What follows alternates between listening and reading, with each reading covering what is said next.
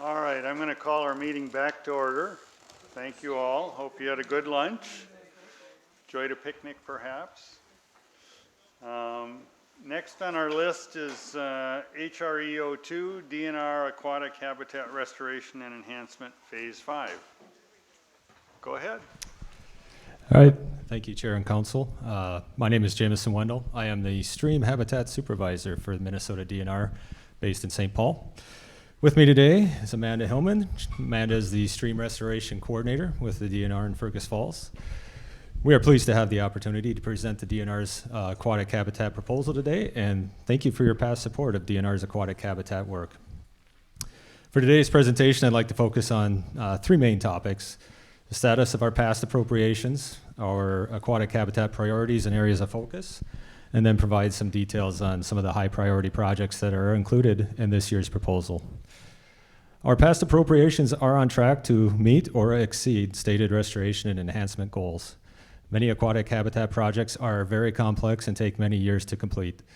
Therefore, much of the accomplishments are completed near the end of these appropriations. Requesting money now helps keep the ball rolling to complete future projects as well. In terms of outputs and outcomes, aquatic habitat projects are somewhat unique compared to other projects when quantifying these benefits. The cost per acre benefit for aquatic habitat projects is often quite large, but quantifying the broad-scale benefits of these projects is difficult.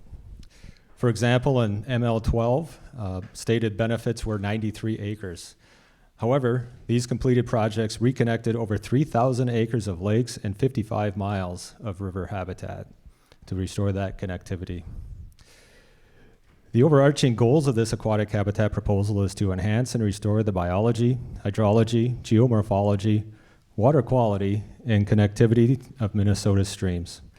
The Aquatic Habitat Restoration and Enhancement Program is a programmatic approach with projects prioritized based on criteria such as resource potential, scale of impact, local support, and timing.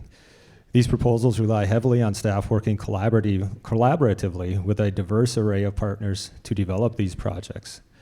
We operate best when combining local knowledge and resources with DNR's statewide experience and technical expertise. This year's proposal focuses on aquatic habitat restoration and enhancement projects. 10 projects are included in this year's request, 4 stream channel restorations, and 6 fish passage projects. 3 of this year's high priority projects aim to restore channelized reaches of rivers to meandering streams. Channelization has broad-scale impacts, including loss of habitat complexity within the channelized segment, impacts extending upstream, and sediment downstream of the segment. The Whiskey Creek Restoration Project aims to restore over 20 miles of a straightened channel to a meandering stream. The project would also reestablish a 340-foot wide healthy riparian corridor along the restored stream. The project will be coordinated with the Buffalo Red River Watershed District and a diverse array of local, state, and federal partners. The 4 stream restoration projects included in this proposal would restore 88.5 miles of stream habitat, which is over 1,000 acres of aquatic habitat, and provide benefit throughout these watersheds. The other type of projects in this year's proposal focus on restoring fish passage. The impacts of fish barriers extend to a broad watershed scale.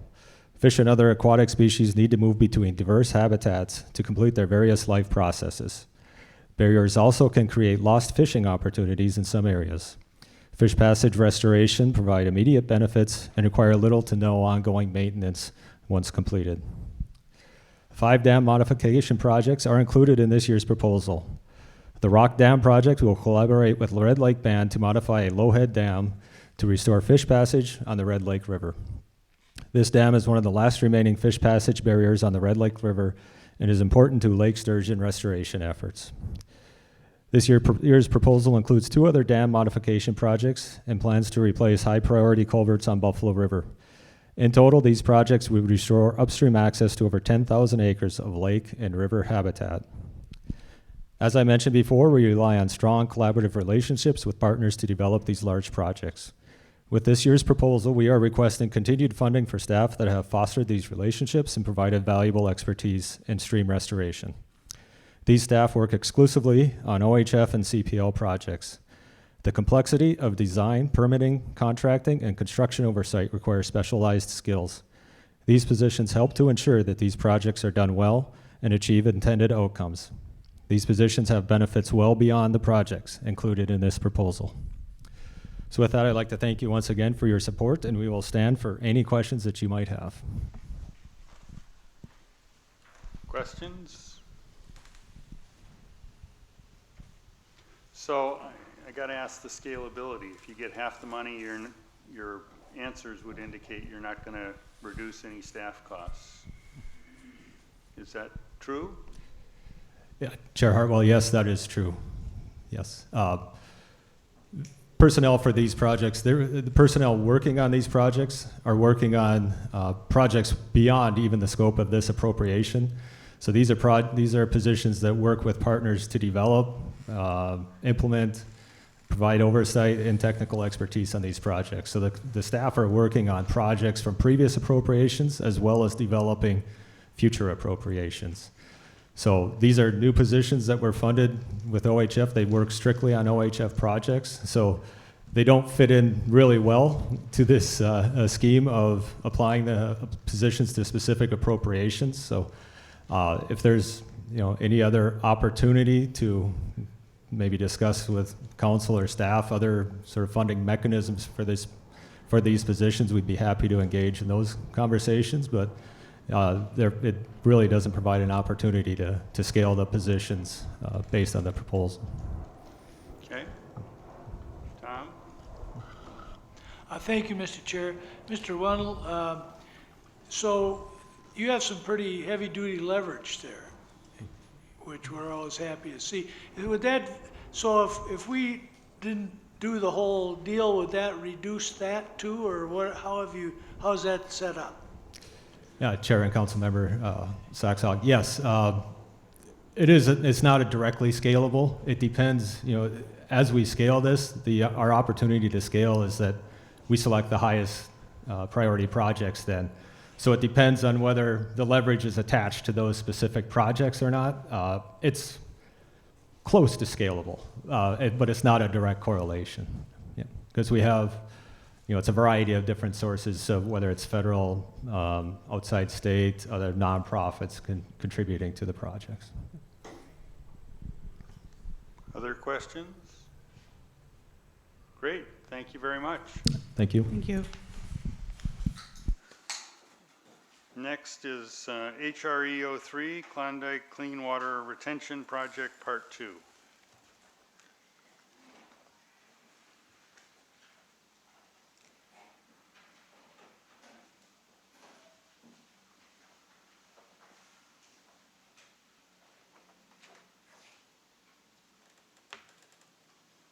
Good afternoon. My name is Dan Money. I'm with the Two Rivers Watershed District. I'm the administrator there and have been since 1991. My background is in aquatic biology at Bemidji State University, and currently I serve as the co-chair of the Red River Flood Damage Reduction Work Group, and I'm also a member of the Red River Watershed Management Board. But today we're here to talk about the Two Rivers Watershed District's multi-purpose impoundment project called the Klondike Clean Water Retention Project. And the Two Rivers is located in extreme northwest Minnesota. It's in Roseau County, Kitson County, and a little bit of Marshall County. And over the years, that's heavy ag. It's in the Red River Valley, very flat topography, and a lot of it has been ditched over the years to promote ag production. So we're seeing a flow regime of where the high flows, you get a big runoff, the high flows are very high, and the low flows are very low.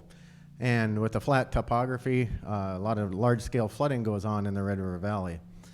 And so back in about 2008, 2009, we put together what was called a project work team to look at all of the issues. And this became very quickly a multi-purpose impoundment. We needed to control flooding, but we also realized there's a great opportunity for fish benefit. And then in working with the DNR, Minnesota Pollution Control Agency, Board of Water and Soil Resources, and a lot of local and state agencies and some federal agencies as well, there was an identified, a prairie-rich fen is located very near in the area too. And over the years, it was about probably around 36 square miles. It's down to about 18 square miles in size. Partly because the area we're looking at here was farmed back in the 1980s. It was broken up and farmed. And so that part of the fen became degraded. And that's what we're looking at locating this project on. And so it'll do flood control, but it will also provide about 65 river miles with flow for fish. Like in a very dry year like this year with the drought, the rivers have gone dry, no flow whatsoever. And so this would provide to the middle branch of the two rivers and the south branch of the two rivers flow, minimal flow, but flow nonetheless. It would also benefit downstream to the Lake Brunson State Park, one of the only lakes in the area, which is a very heavily used recreational area, fishing area.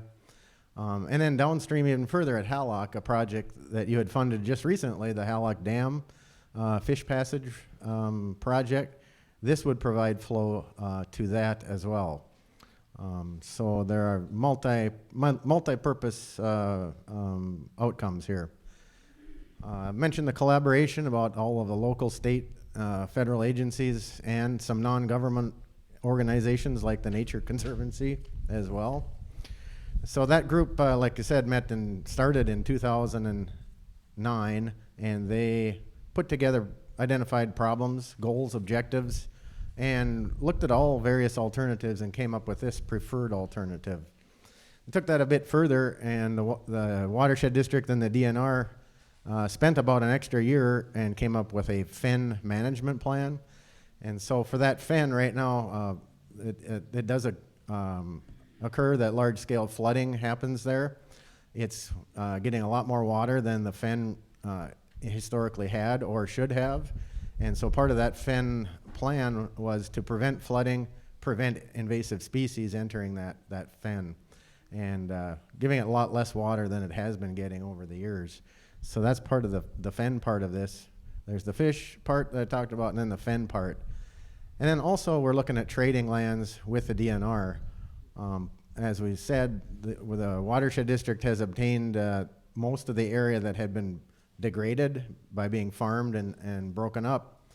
Along the edges of that, there are some areas that are still marginal. They're not pristine fen, but they're not totally degraded fen either. And those are the areas the DNR is looking at for this land trade that we're looking into to do. And so there's in the application material, there was a lot of information about NREs, natural resource enhancements part. And so the fen part is about four bulleted items, and the fish part is a few more bulleted items. And so I can go in a lot more detail about those, but the last thing I guess I'd like to mention is we're been able to leverage this funding for this with I think it's about 7 different agencies. So the Two Rivers Watershed District, local sponsor, we're constructing it under 103D Minnesota statute, the watershed law. A partner is the Red River Watershed Management Board, who's a regional agency in the Red River Valley. We've also got, we have applied for and have received some funding under the DNR's Flood Hazard Mitigation Grant Program. And then also the Lessard-Sams, which we thank you for the funding last year as well. And then we've gotten some planning money on a federal level from the NRCS, and then some non-government money as well. So we feel we've leveraged this. We've got a diverse group that has helped us put the plans together, and we're looking at building it over 3 phases, phase 1, phase 2, phase 3. And I guess with that, I can take questions if anybody has any. Any questions? Go ahead. No, is it on? Yeah, there we go. Dudley Edmondson. How many acres of land, or how big is that area? I'm looking here at this red area, and I don't know if I missed it, but how much land are we talking about? Can you hear it? There we go. Yeah. There is a map in the application materials. It might be before that. Okay. It's like a fact sheet. And that map shows The area where we plan to impound the water is about 12 square miles in size. And then there'll be a diked inlet from the east, and that'll go back from that impoundment. It goes east about 8 miles. So the diked inlet will become a very wide, probably 300-foot wide grassed inlet, and then it'll funnel it into this impoundment, which will be on the 12 square miles. Other questions? Great, thank you. And I noticed 30 years you've worked there. Congratulations. Well, thank you. Yeah, it's been quite a journey. You haven't aged a day. Great, thanks. Next is HRE 04, Buffalo River Watershed Stream Habitat Protection, Phase 2.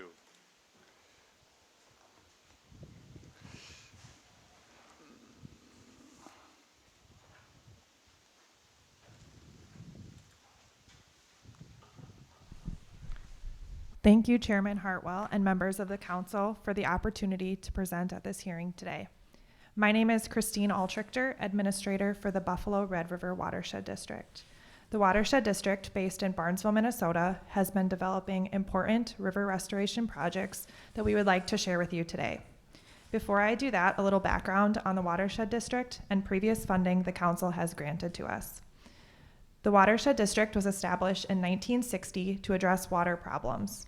We continue to make progress on dealing with water issues through the implementation of projects that provide flood damage reduction, water quality improvements, and natural resource enhancements. If you recall, a few years ago, we presented to many of you our Wolverton Creek Restoration Project, which you graciously funded. I'm happy to say that the first 2 phases of that project were completed this summer. Leveraging the $1.877 million from the Outdoor Heritage Fund granted by the council, we were able to restore more than the 9 miles of stream anticipated in the original accomplishment plan. Over 23 miles of stream restoration and 650 acres of upland restoration have been completed. We will have permanent easements closed on all of those restored acres in the near future. You also provided $1.195 million in outdoor heritage funding to the first phase of our stream habitat restoration program. I'm pleased to say that the permitting and plans are in place for the first phase, and construction of approximately 5 miles of restoration of the south branch of the Buffalo River is expected to start later in 2021 with completion in 2022. Now I will have our district engineer, Eric Jones, provide more information on the proposal in front of you today. Thank you, Christine. The proposal we have before you today continues to address some of the historic problems and loss of habitat within the Buffalo River watershed. The proposal is to restore straightened and degraded reaches of a number of streams in the watershed, as shown on the project illustration we provided along with our proposal. So if you have the map here, there's just 2 areas that we are focusing on for this request today. So the first is this area up in the upper right, that's the upper Buffalo reach. And then the one in the lower part of the map is the South Branch Phase 2. We believe we have the ability, technical expertise, and most importantly, willing landowners to restore these rivers and their habitat. There are 2 reaches that are being targeted by this request, and they're shown on the map as discussed. The first part of the project is the upper reaches of the Buffalo River main stem northwest of Callaway.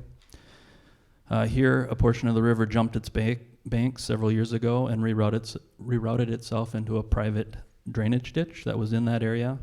And over time, the drainage ditch got deeper and deeper, dewatering several miles of the Buffalo River.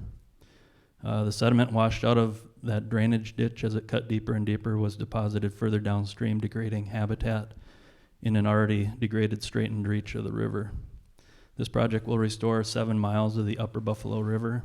The straightened ditch where the river currently runs provides little functional habitat or riparian corridor habitat, and the continuing downcutting continues to reduce connectivity to portions of the river upstream. The second reach of stream being targeted in this application is a 4.2 mile reach of the south branch of the Buffalo River. This reach is located about 10 miles southwest of Barnesville, Minnesota. This reach is the second phase of our South Branch Restoration Project. Portions of this reach have been straightened, so this project would remove sediment from the channel and remeander the river through this 4.2-mile reach. This reach would connect to phase 1 of the South Branch Restoration, which we expect to begin later this fall and be completed next year. We plan on slowly working our way downstream with restoration efforts on that part of the river. 280 acres of associated riparian habitat corridor has already been permanently protected and restored over time in this reach through the RIM program. These projects are located along DNR public waters. We work closely with the DNR to design projects following natural channel design principles. A sinuous riffle pool natural channel design is proposed to recreate the aquatic habitat diversity that was lost in the Straighten River channel. The naturally stable restored river will not only recreate lost habitat, but will also reduce the current erosion that is overloading downstream reaches of the Upper Buffalo River and South Branch Buffalo River. This is the Watershed District's second request for funding for their stream habitat restoration program. The first phase of funding is going toward the first phase of the South Branch, as mentioned earlier by Christine. As the Watershed District takes various restoration planning reaches toward construction, we come back to the council for river habitat restoration funding.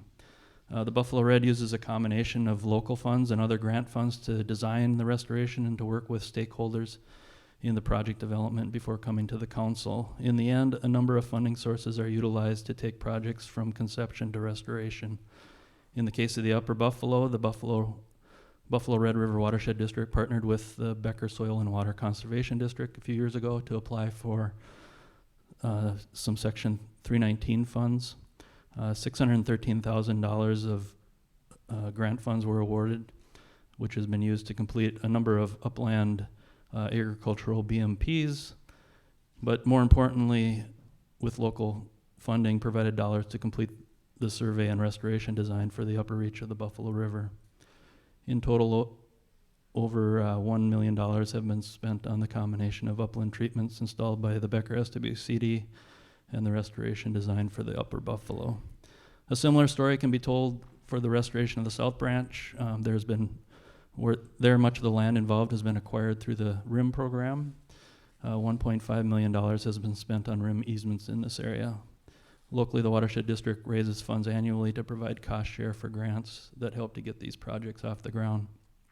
The Watershed District takes a comprehensive approach to watershed management and expects benefits from this project that include natural resources enhancement, habitat improvements, flood damage reduction, and water quality benefits. For that reason, recognizing all the various benefits to be gained, the Watershed District strives to bring as much leveraging to these projects as they can, which includes funding from the Clean Water Fund through the Board of Water and Soil Resources, Section 319 through the Minnesota Pollution Control Agency, various farm bill programs through the NRCS, the Conservation Reserve Enhancement Program, and the RIM program. Restoration of the South Branch and Upper Buffalo River reaches will provide 11.2 miles of restored stream channel and riparian corridor, improving habitat for channel catfish, northern pike, and another 70-plus fish species that are present in the Red River Basin. The restored rivers will have higher quality, more complex habitat than is currently provided. Some species of fish will also benefit from the project as a result of the larger quantity of better quality spawning habitat. Northern pike would be a likely fish species to utilize the restored channel for spring spawning along the stream. At this time, we'd welcome any questions from the council. Questions?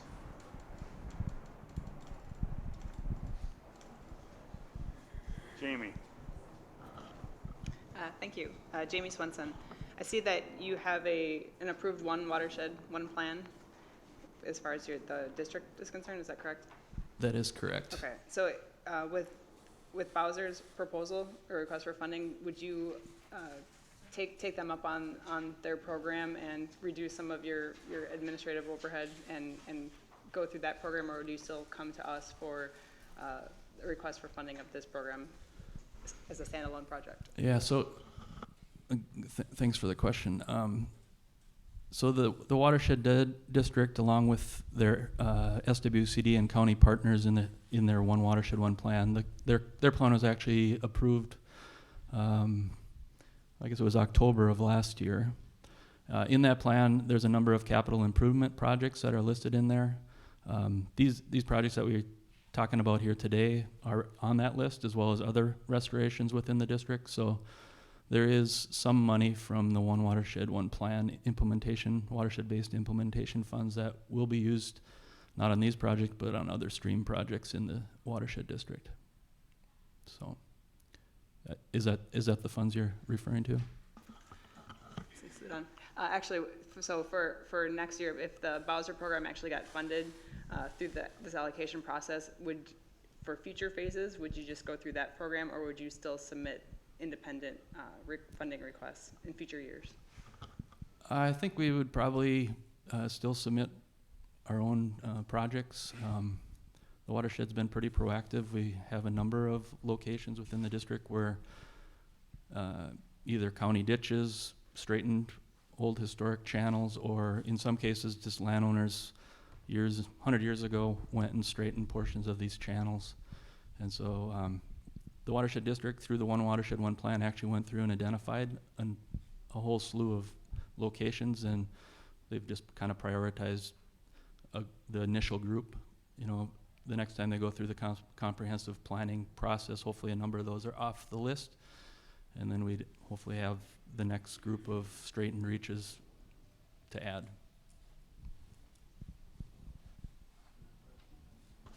Other questions? Good enough. Thank you for coming down today. Yeah, thank you for your time. Next is HRE 06, DNR St. Louis River Restoration Initiative, Phase 9.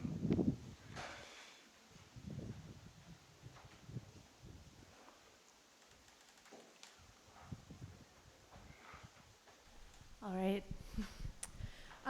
Good afternoon, Chairman and council members. Thank you for the opportunity to present today.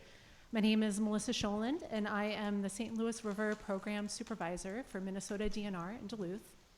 Today I have with me Daryl Peterson. He is the Restoration Programs Director for the Minnesota Land Trust and DNR's partner in this proposal. The St. Louis River Restoration Initiative is a collaborative program working to enhance and restore Minnesota's largest coastal marsh system, the St. Louis River Estuary. The 12,000-acre St. Louis River Estuary contains nearly all of Minnesota's coastal marsh habitat, and that's a habitat that's ranked by the Minnesota Biological Survey as critically imperiled. The estuary is home to one of the most diverse fisheries in Minnesota, and its coastal marshes support abundant native plant and wildlife populations. The National Audubon Society has recognized its global importance by designating the estuary as an important bird area for waterfowl, raptors, shorebirds, and more. So today, we'd like to talk about how our restoration initiative addresses state conservation priorities, leverages support, and contributes to the council's vision for diversity, equity, inclusion, and justice. Greetings. The St. Louis River Restoration Initiative is a successful, transparent, and accountable program that is co-managed by Minnesota's DNR Fisheries and Ecological and Water Resources divisions and the Minnesota Land Trust. We have been fortunate enough to be awarded 8 Outdoor Heritage Fund grants since 2012, totaling about $22 million. With those funds, we have removed over 250,000 cubic yards of legacy industrial waste from public waters, delivered hundreds of acres of restored aquatic habitat, and leveraged more than $25 million in federal funding. We have restored habitat for important game species like walleye and muskie throughout the estuary, and have increased critical habitat for species of greatest conservation need, including the common tern and lake sturgeon. The habitats we target, which include rivers, wetlands, and wetland-associated watersheds, are prioritized by the State Conservation and Preservation Plan and are consistent with council strategies for restoration enhancement in the Northern Forest section. The work we do is necessary to address over 150 years of use and development on the St. Louis River. These projects are large, complicated and targeted. The Restoration Initiative operates within a matrix of more than 20 partners, including the City of Duluth, the U.S. Fish and Wildlife Service, the U.S. Environmental Protection Agency, the Duluth Superior Port Authority, and the Fond du Lac Band of Lake Superior, Chippewa. We deliberately work with these partners to make sure we have broad support for our projects and include the best design ideas. Together, we identify and prioritize our projects using publicly reviewed plans, including the St. Louis River Area of Concern Remedial Action Plan, the Lower St. Louis River Habitat Plan, the Duluth Superior Port Plan, and the City of Duluth's Comprehensive Plan. This ensures that the outcomes that we produce are science-based, partner-supported, and provide collateral benefits. And our success, I think, can be seen in our track record of projects. But our projects produce more than just biological outputs. Many of the estuary's restoration projects are located at abandoned industrial sites located near underserved communities in Duluth. Our Chambers Grove and Grassy Point restoration projects are great examples of the community outcomes that we are achieving. Our restoration work is specifically designed to improve conditions for wildlife species like lake sturgeon, walleye, and muskie. But we also remove degraded conditions and restore natural areas, thereby improving public access. Chambers Grove has become a popular hub for paddling access on the river and home to an annual smallmouth bass fishing tournament. Grassy Point will provide recreational access to the river that West Duluth's Irving Park neighborhood hasn't had for more than 75 years. All of our work takes place on publicly accessible lands and waters. Cleaning up these abandoned properties creates desirable and beneficial access, not just legal access. Additionally, the Environmental Protection Agency has completed a comprehensive health impact assessment, or an HIA, of the restoration projects in the estuary. Using a variety of tools and metrics, the HIA has revealed many positive benefits of the ecological restoration on community health and well-being, including better access to nature, reduced long-term stress, and improved social connections. It's clear to us that restoring the St. Louis River estuary also means investing in Minnesota's diverse communities. Thank you for your support, and I'll hand it back to Melissa. Thanks, Daryl. The Restoration Initiative has leveraged our strong partnerships and planning efforts to build a solid foundation of federal and other non-OHF support. Since our first OHF proposal in 2012, we have established an overall 50-50 OHF to non-OHF match ratio. We are a Great Lakes Restoration Initiative priority, in part because the OHF makes us competitive Great Lakes wide, and we offer strong match rates. The combination of the Legacy Amendment and the Great Lakes Restoration Initiative have moved mountains when it comes to addressing the legacy impacts in the St. Louis River estuary under the Area of Concern, or AOC program. As we make significant progress towards delisting the area of concern, we are already building strong support from the GLRI's other focus areas that are committed to further restoring, enhancing, and protecting Great Lakes habitats beyond the area of concern. We look forward to continuing our strong history of combining state and federal priorities and support to make a difference in the unique estuary landscape. Our Phase 9 proposal includes restoring approximately 7,800 feet of trout stream habitat in Keene, Kingsbury, and Lower Knowlton Creeks. We will restore 50 acres of wetlands, specifically targeting breeding marsh birds, migratory waterfowl, wading birds, and land birds. We'll also restore 160 acres of coastal wetlands at Mud and Perch Lakes. These habitats are hotspots for migratory waterfowl and will be restored to improve forage fish production and provide warm water spawning areas for muskie and northern pike. Completing restoration at Perch and Mud Lakes moves the St. Louis River area of concern closer towards our delisting goal. Your support protects and restores a place in Minnesota that is truly unique from an ecological, historical, and cultural standpoint. The St. Louis River estuary is central to the Anishinaabe cultural identity, traditions, and livelihood. It represents the sixth stop of the migration story and was the first encounter with the prophesized food that grows on water, also known as monomen or wild rice. Today, this region also provides unparalleled public access for hunting, fishing, and outdoor recreation. It's known to millions as a gateway to the North Shore of Lake Superior. For these reasons and many more, we believe the Restoration Initiative truly embodies a legacy project, and the Outdoor Heritage Fund has been instrumental in its success. With your support, we will continue to restore, enhance, and protect the St. Louis River. On behalf of the Minnesota Department of Natural Resources and the Minnesota Land Trust, thank you so much, and we'd be happy to take any questions. Tom? Thank you, Mr. Chair. Tom Saxog. Congratulations on doing a great job in a great area that need to be restored, no question about that.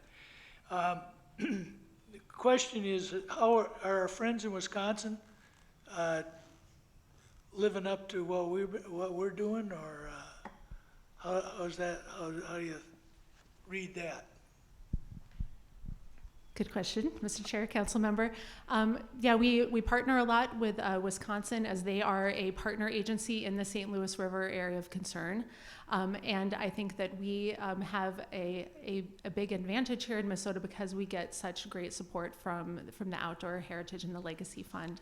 I don't think Wisconsin has a fund and a resource of that type and magnitude. So like I said, it's really helped us get leverage from the federal agencies through the Great Lakes Restoration Initiative, because we've been able to secure such a great match, and that helps us prioritize our projects for funding.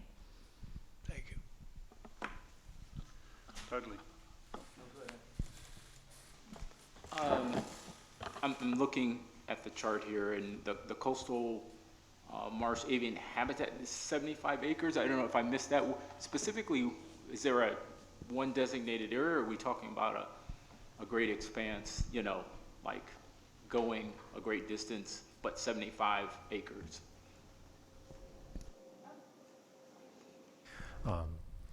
Councilor, Chairman, it'll be spread out through a number of different locations, primarily be working with the city of Duluth in their Duluth Natural Areas program, recently designated protected areas along the river corridor. Most of these kind of marsh locations, we can get 5 to 10 acres, kind of depending on the configuration of the shoreline, so it'll have to be spread out a bit.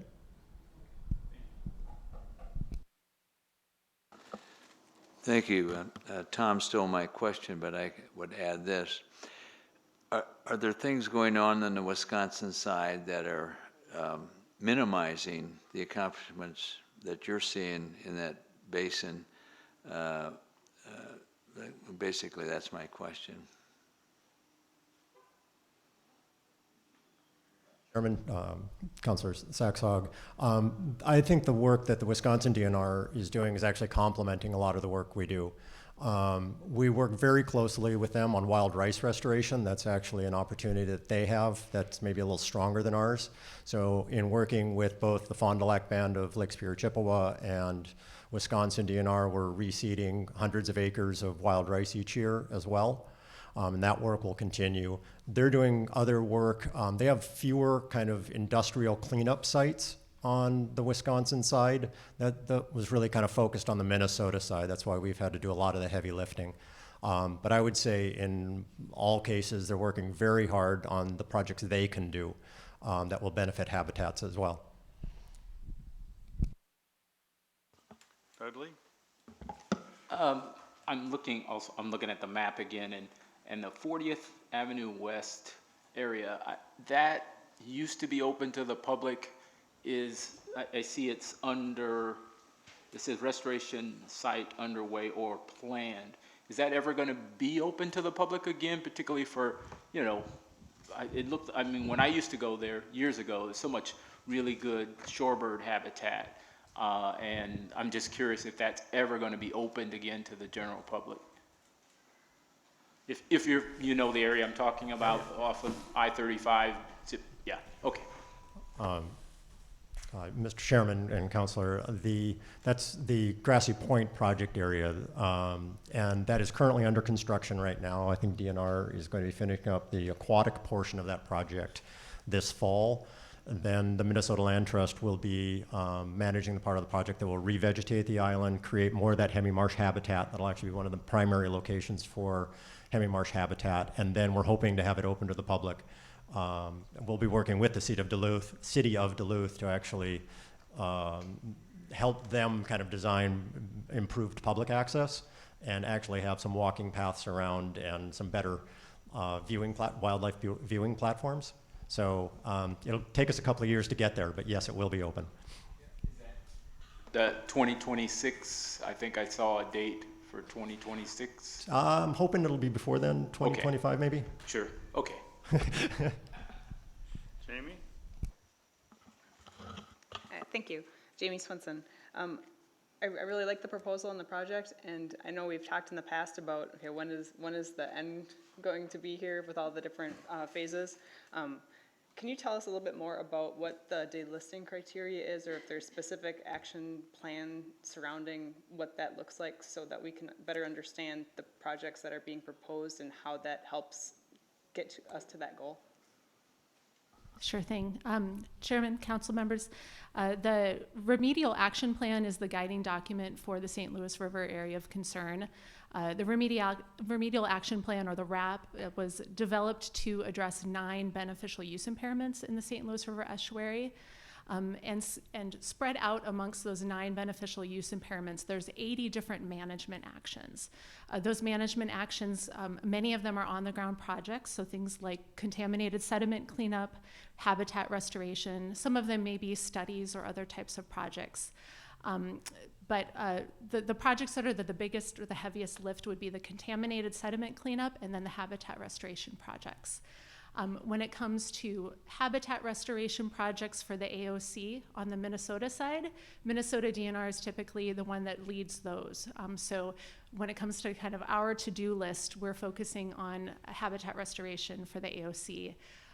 We are just wrapping up this year 3 large projects at Interstate Island, Kingsbury Bay, and Grassy Point. And then our final 2 projects for the AOC are both included on this proposal, and those are Perch Lake and Mud Lake. So those represent our last 2 kind of large, heavy lift projects for the area of concern. A follow-up question to that then. So of the 9 impairments, that used to be 18? Is just 9 left? Or are we 80% complete on all 9, or where do we sit with that? Good question, yes, Chairman, Council Member. So yeah, the 9 are the original 9 beneficial use impairments. To date, we've collectively removed 3 of them. And the projects that we have left to do are for beneficial use impairment number 9, which is the loss of fish and wildlife habitat. So these projects will specifically go towards removing that beneficial use impairment. And because there's so many large projects associated with that one, that's probably going to be one of the final BUIs that we'll be removing before we're ready to delist. Tom? One final comment. We used to take field trips. Maybe we will again. So we'd like a guided tour up there again. Love giving guided tours. Nothing beats a nice day out on the boat. And the best way to see these projects and their scope is from the water. Ashley? Thank you, Mr. Chair. Ashley Peters. This is more just out of curiosity. We've been through a few phases now. I'm curious what you're seeing in terms of time it takes to really see some benefits. There are a lot of different phases of this, a lot of different monies. So I'm just kind of looking for how can we tell what this phase actually accomplishes within that area, and what you're seeing timeline-wise so far, like from the projects that you've already done, about how long does it take for us to notice improvements? Mr. Chair, council members, we've been able to see improvements, within several years after restoration. Daryl was just out on the water at our Radio Tower Bay site, which was done in 2015, and was seeing great wild rice stands there this summer. We typically like to go back and do post-project monitoring more intensely for the first couple years. And then we're also lucky to partner with researchers and EPA to do some more long-term restoration monitoring at some of these sites. We're also excited that some of these projects are going to have continued assessment of the impacts to community health and well-being too. So we're going to be able to really assess and learn from these projects and apply what we're learning to the future. But you know, when it comes to impacts on the community, we see those really quickly with people coming and enjoying the resource. When it comes to seeing aquatic and wetland vegetation reestablishing, we're seeing that within 2 or 3 years after restoration. And also seeing increased use by fish and other wildlife. So it's really nice to see impacts quite quickly. Any other questions? Great, thank you very much. Keep up the work. Next is HRE 06, East Lake Habitat Improvement Project Plan.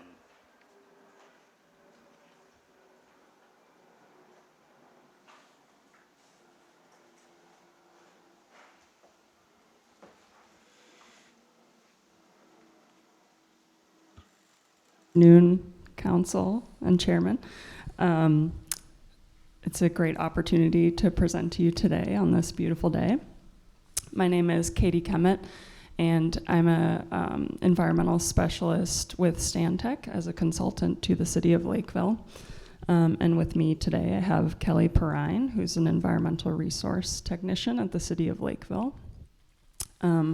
Today, we are discussing with you the East Lake Habitat Improvement Plan, which will result in 44 acres of improved shallow lake habitat, 18 acres of improved forest and oak savanna habitat, and 1,600 feet of restored lake shoreline.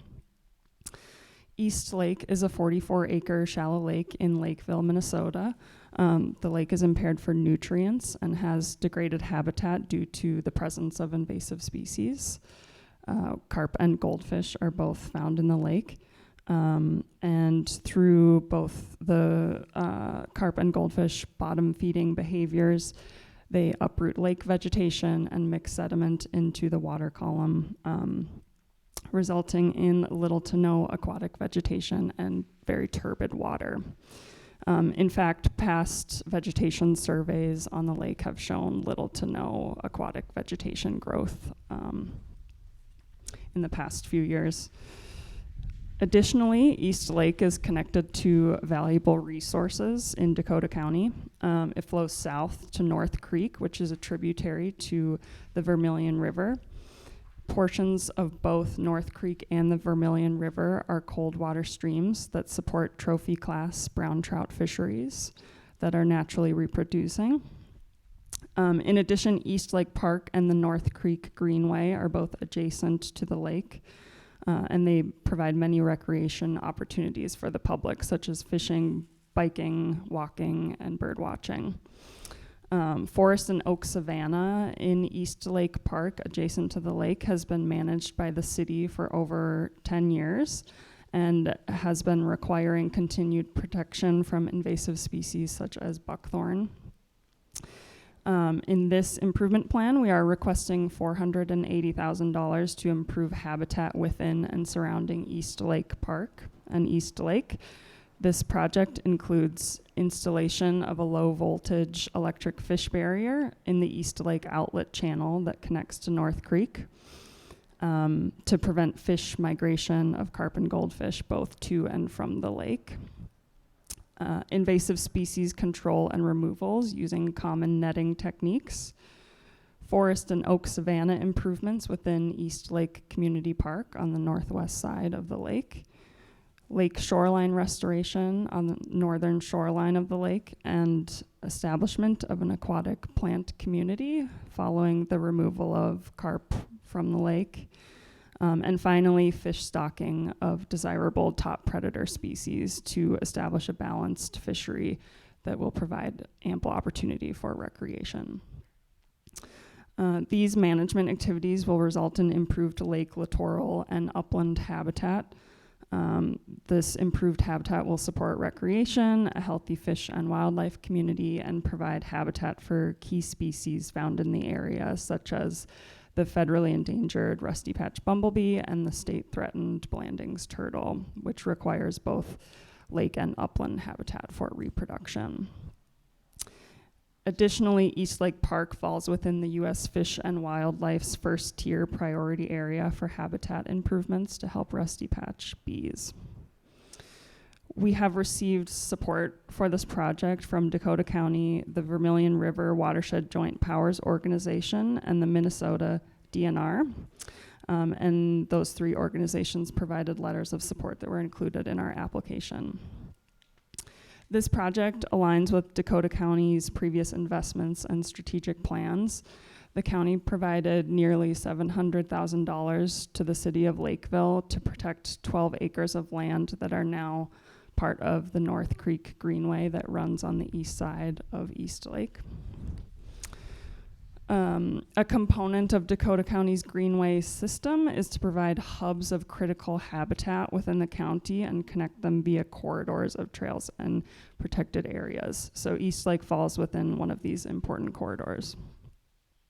And finally, the DNR intends to support the habitat improvement plan through their Fishing in the Neighborhood program, where they will assist with fishing access, stocking, and general fisheries management. I'm now going to hand it over to Kelly from the city of Lakeville, and she's going to discuss leverage and past projects.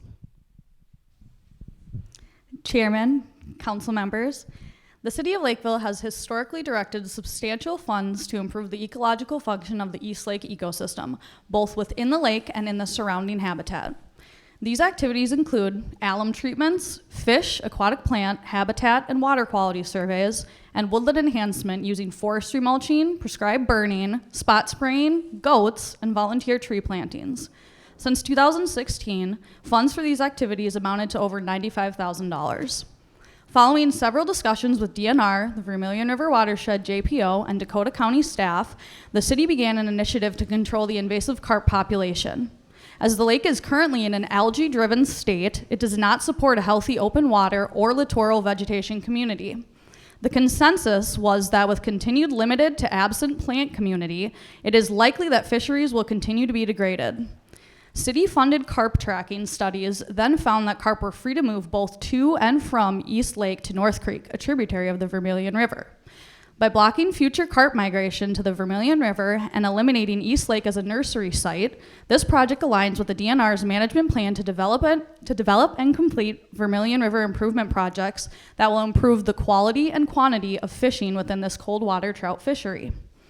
The city has outlined leverage amounting to $150,000 within the application for the activities that Katie previously described, to protect 44 in-lake acres, 18 acres of forest and oak savanna, and 1,600 feet of shoreline on all city-owned land, so no acquisitions required.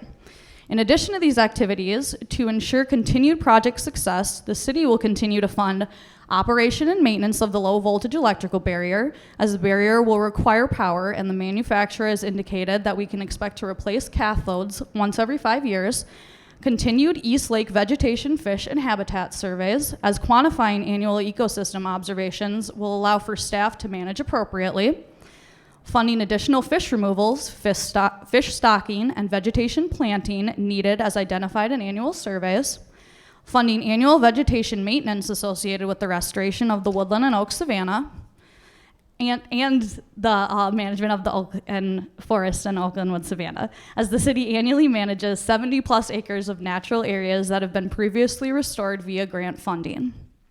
The city annually receives local and state grant dollars for various restoration projects, oftentimes committing more than the required match amounts with its project partners. For reference, in 2018 and 2019, the city received over $500,000 in grant funding for environmental initiatives each year. The amount of development taking place in Lakeville allows for city staff to actively create wildlife corridors concurrent with development through land acquisitions, easement requirements, and the like, and our Healthy Stormwater Utility Fund has allowed for the planning, engineering, and implementation of restoration, enhancement, and protection projects.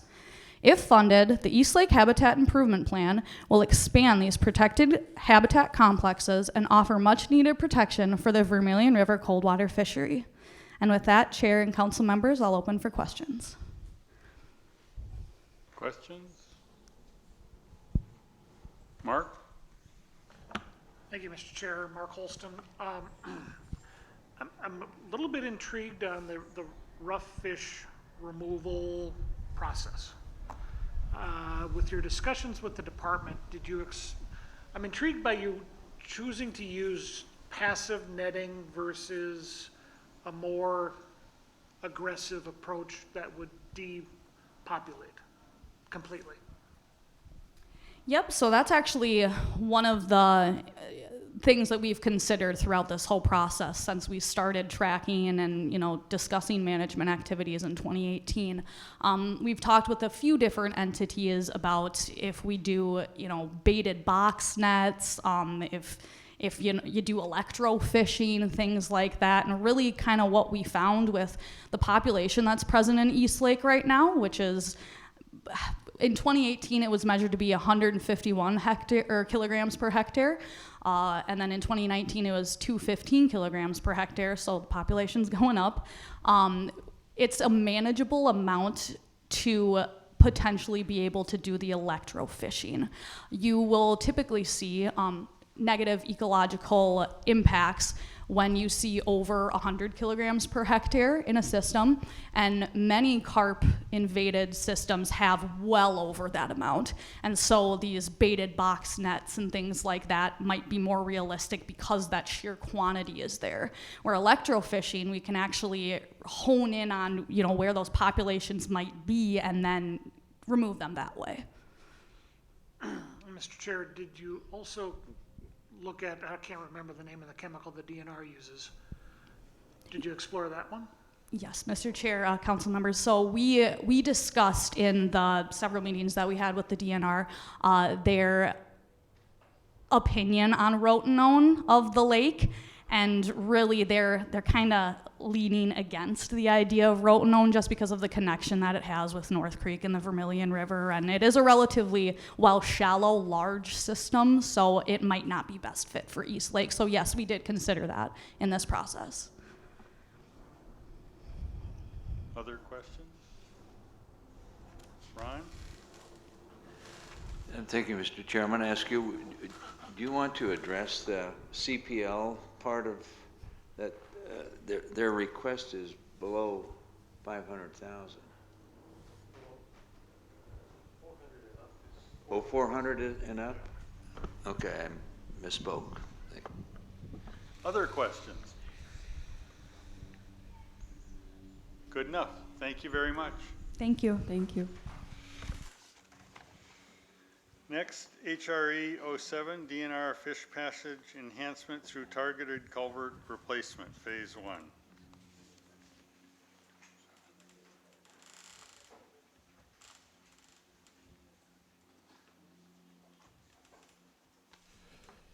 Thank you, Chair and Council. Again, thank you for the opportunity today to talk about our new proposal to restore connectivity to critical brook trout habitat along North Shore streams. Again, for the record, my name is Jameson Wendell. I'm the Stream Habitat Supervisor for the Minnesota Department of Natural Resources within the Fish and Wildlife Division. Brook trout are sensitive to warm water temperatures and begin to experience stress when temperatures reach the high 60 degrees.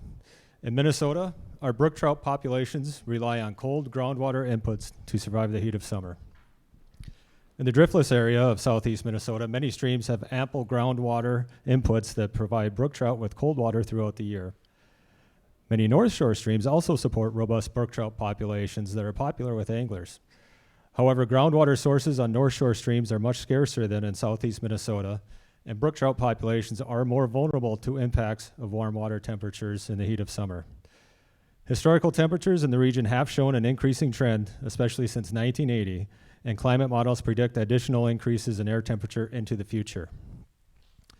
Increasing water temperatures pose a significant threat to brook trout populations along the North Shore. Modeling by researchers from the University of Minnesota Duluth predicts that available brook trout habitat will decrease by 34% along the southern half of the North Shore by the year 2060. So what can be done to ensure that North Shore streams continue to support robust brook trout populations under increasing water temperatures? A key way to build resiliency into these populations is to restore access to critical cold water areas of streams by removing barriers to fish passage. Along North Shore streams, this primarily means replacing undersized culverts that have become barriers to fish passage. Culverts were designed using older hydrologic models that do not reflect current reality. High precipitation events are much more common now in Minnesota, and undersized culverts were not designed to pass these high flows. Many of these undersized culverts either become perched, which means they're elevated actually above the stream bed, or they have too high of water velocities to allow fish passage. Upgrading culverts along the North Shore restores access to the upper portions of streams that provide cold water refuge for brook trout populations. Diverse habitat to fulfill requirements of different life stages, and also expand fishing opportunities for anglers along North Shore streams. Concurrent to efforts to restore connectivity, we're also working with partners to protect and restore upland riparian areas to ensure that these areas continue to provide high-quality cold water resources. Replacing undersized culverts provides many other ecological and societal benefits in addition to the direct benefits to brook trout populations. Restoring connectivity to the upper portions of these streams benefits other fish species, reptiles, amphibians, and invertebrates. Replacing undersized culverts also reduces the likelihood of a catastrophic failure that directly affects stream habitat diversity and stability for many miles of stream. Additionally, these road failures are threats to public safety and require costly emergency infrastructure repairs when catastrophic failure occurs. Prioritization for this project occurred in two phases. First, we identified watersheds that would be able to provide cold water refuge for brook trout. Next, culverts within those watersheds were prioritized by variables such as miles of stream channel reconnected, suitable water temperatures, and predicted future water temperatures. Based off of these prioritization efforts, Minnesota DNR and partners plan to replace 16 culverts in the Baptism and Manitou watersheds, identified as high priorities for fish passage. Replacing these high priority culverts will restore connectivity throughout these two watersheds and allow brook trout and other species to access critical cold water habitat in the upper portion of these watersheds. This proposal has strong support locally, and over 12 different nonprofit, local, state, and federal groups have been involved in planning and prioritization efforts. Thank you for your interest in this proposal, and I will stand for any questions that you may have.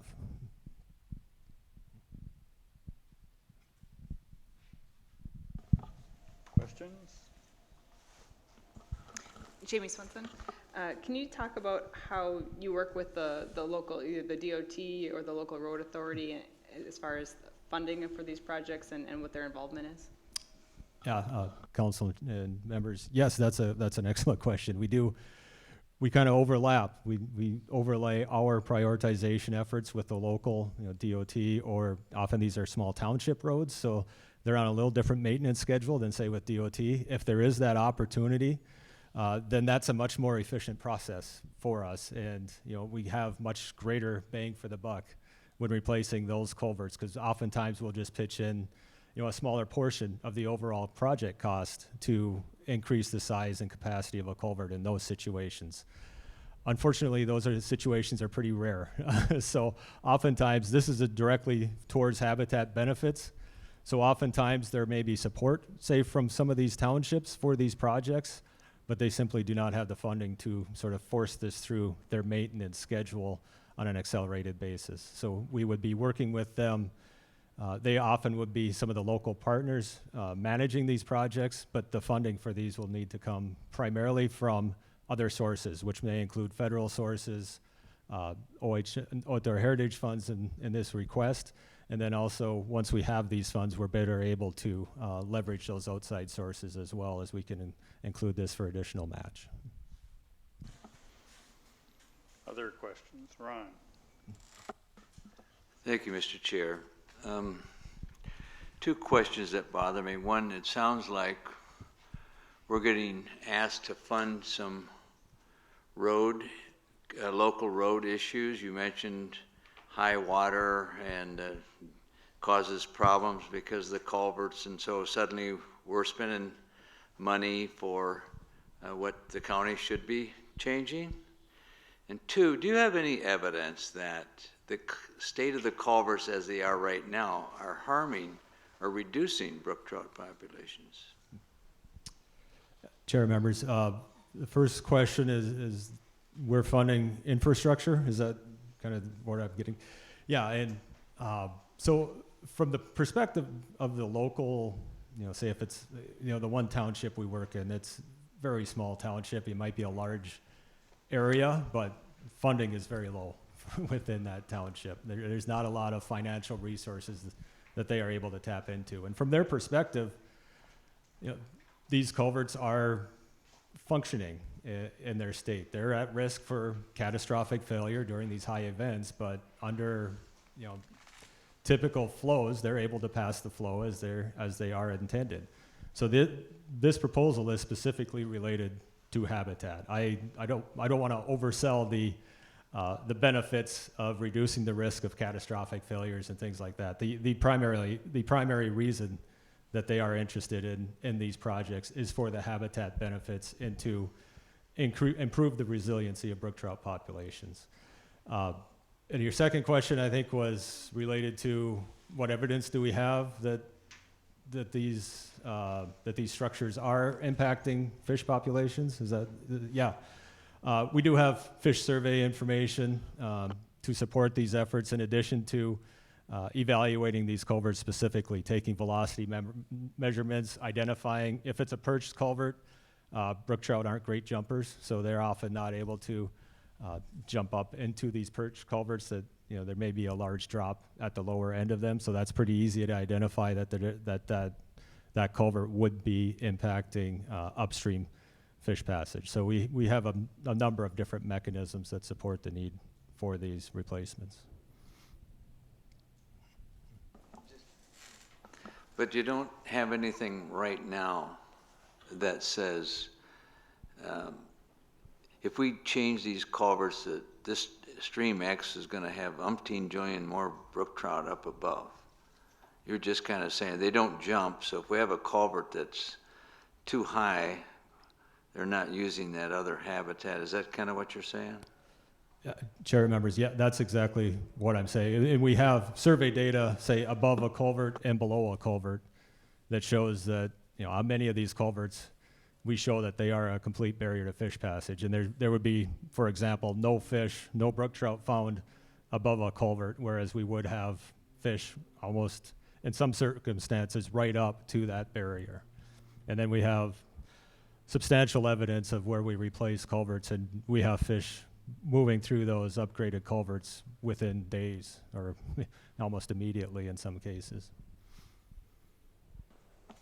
Jamie? So one more question for you. So I understand that the project is to basically accelerate the replacement of these culverts, and that ensures that replacement is habitat friendly, right? And so of the 16 culverts that are currently in this plan, how many of those 16 are currently in, say, like a 5-year capital plan as far as the county or township or DOT is concerned? Chair members, none of these are in a 5-year plan for replacement. Most of them are in maybe a 30 or 40-year plan for normal replacement based off of the road infrastructure plans. Thank you. Thank you, Mr. Chair. Ashley Peters. I was just looking at the handout, the last page, and looking at the difference between the before modification and after. What is the modification based on? Where else have you implemented these, and what have you seen in those areas? Chair members, and actually the ones, I think the one I have, well, let me look quick, make sure I'm on the same one.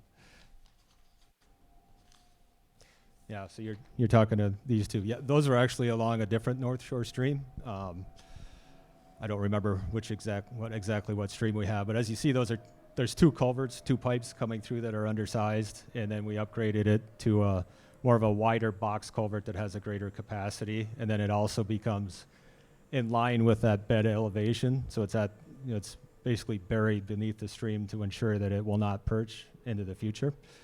I don't remember the data we have specifically on this exact culvert, but we see essentially within, well, it depends on what time of year we do the replacements. If it's when if it's in winter, we don't see immediately fish moving upstream just because fish are less active at that time. But as soon as fish become active and start their normal migration patterns, we see movement through these structures. And they're designed specifically to ensure that we have velocities below the level at which the velocities would become a barrier to the target fish species.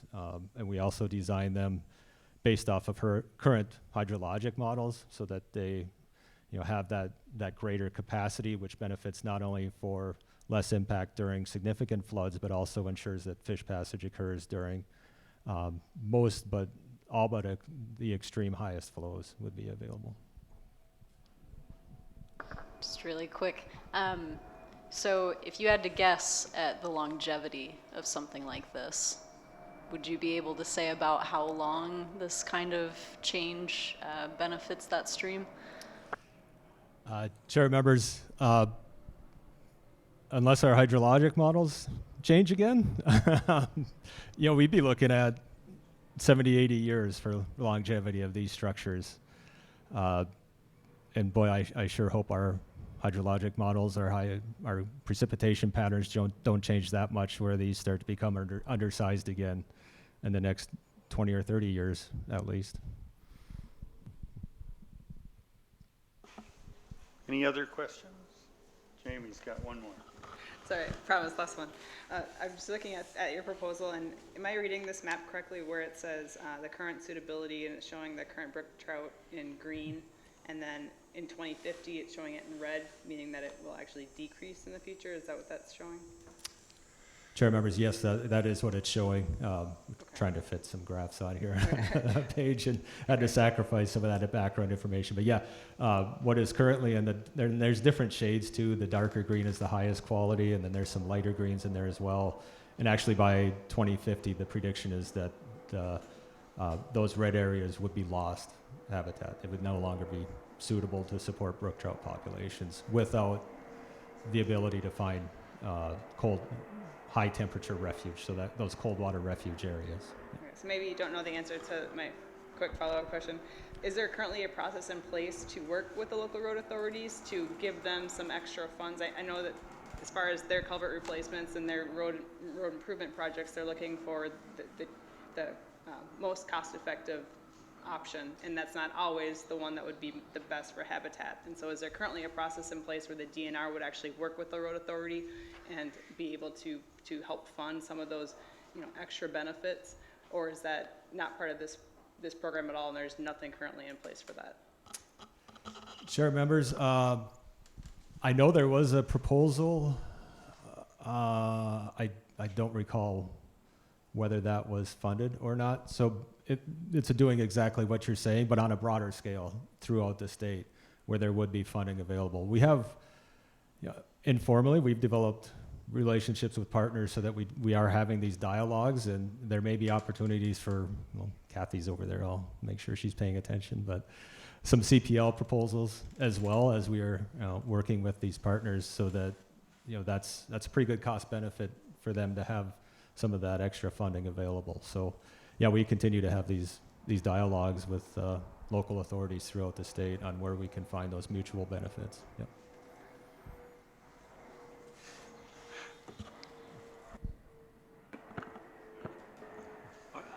I'll just mention, as the past chair and current lead on the Transportation Committee, there's probably not a lot of extra money laying around in the transportation sector, but it's a good opportunity, and I completely agree for some conversation, some dialogue and cooperation with the Department of Transportation as well as with county and municipal authorities. And MnDOT, you may be aware, has the Sustainable Transportation Advisory Committee initiative and a number of recommendations coming out of there. And habitat is among the conversations that are very active at the DOT. Usually that centers on ditches and nesting species and the like. The conversation around water habitat hasn't come up a lot, so to the extent that in your view hasn't been opened up, I would encourage you to do that. Just one quick question. I think I finally figured out what perch means. It doesn't mean another kind of fish, right? It's the elevation of the bottom level of the Right. Culvert, okay. Chair, it means that, say the stream is coming in, you have your culvert here, and the actual stream is down here at that lower end. Okay. So it's not, it Like- doesn't have to do with yellow perch, I right? didn't know that perch were a jumping species. We're gonna educate you yet. All right. Very good, thanks. And I would add, we work closely with DOT, and we have a lot of documents guidance documents, for best practices to restore fish passage at crossings too, yeah. Great. Great. Well, get on board when it's time to gain more resources for transportation. That would help. Thanks. All right, thank you very much. Thank you.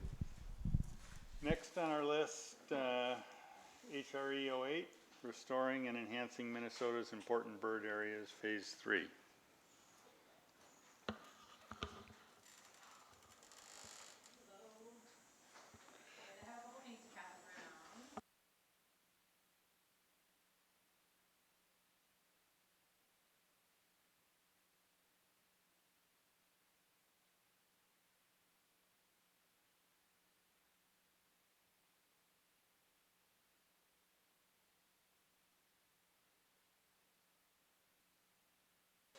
Turn the mic on.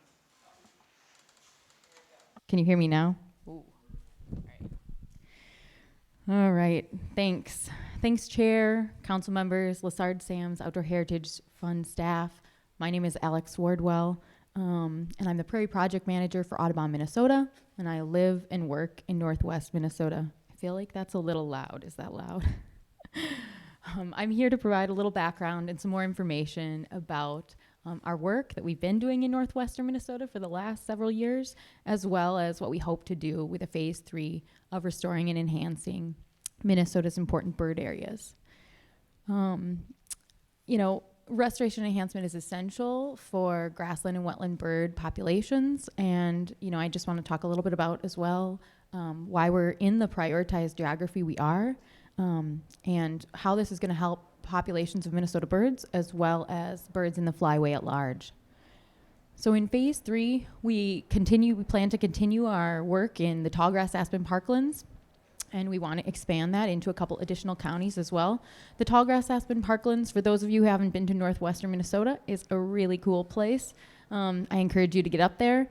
It's the smallest ecoregion in Minnesota, and it's this unique transition area. A couple of you know it pretty well.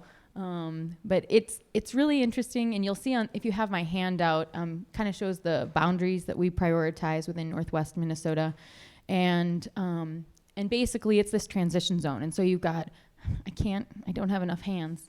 You have the boreal forest and hardwood forest transition, kind of on your eastern side. You've got the short grass prairie on the western side of the tallgrass aspen parklands, and further south you have tallgrass prairie. And so it's this unique combination of a little bit of each of those places into one geography. And so you just get this diverse array, this mosaic of unique habitats in a small area. It's really not like anywhere else in the country. It's the only area like that in the whole United States. The only other extension of this habitat area extends into Manitoba. And it's just very unique. You get a lot of diversity, both plants and animals, in a small acreage. You also have, it's a huge migration corridor as well. The area that I'm talking about includes Polk County, Pennington County, Red Lake County, Marshall County, Kitson County, and Roseau County. And with phase 3, we'd like to expand our work into Monoman County and Norman County as well. So those just they're on the edge of the tallgrass aspen parklands and edging into that prairie parklands region. With our past work in the TAP, we've focused, on a lot of different habitats, both wetland and prairies. And with this round of funding, if funded, we'd like to restore and enhance 3,000 acres of high-quality prairie and wetland areas for bird populations in northwestern Minnesota. We prioritize our parcel selection on the important bird areas that are comprised of, the most critical habitats for birds. There's 57 designated for the state of Minnesota, and in addition, the Minnesota Prairie Conservation Plan boundaries. So that's where we've been working, and that's where we'd like to continue to work. And those areas are highlighted on the handout that you should have as well. The tallgrass aspen parkland supports over 279 bird species, both for breeding grounds and for migration, which is happening right now.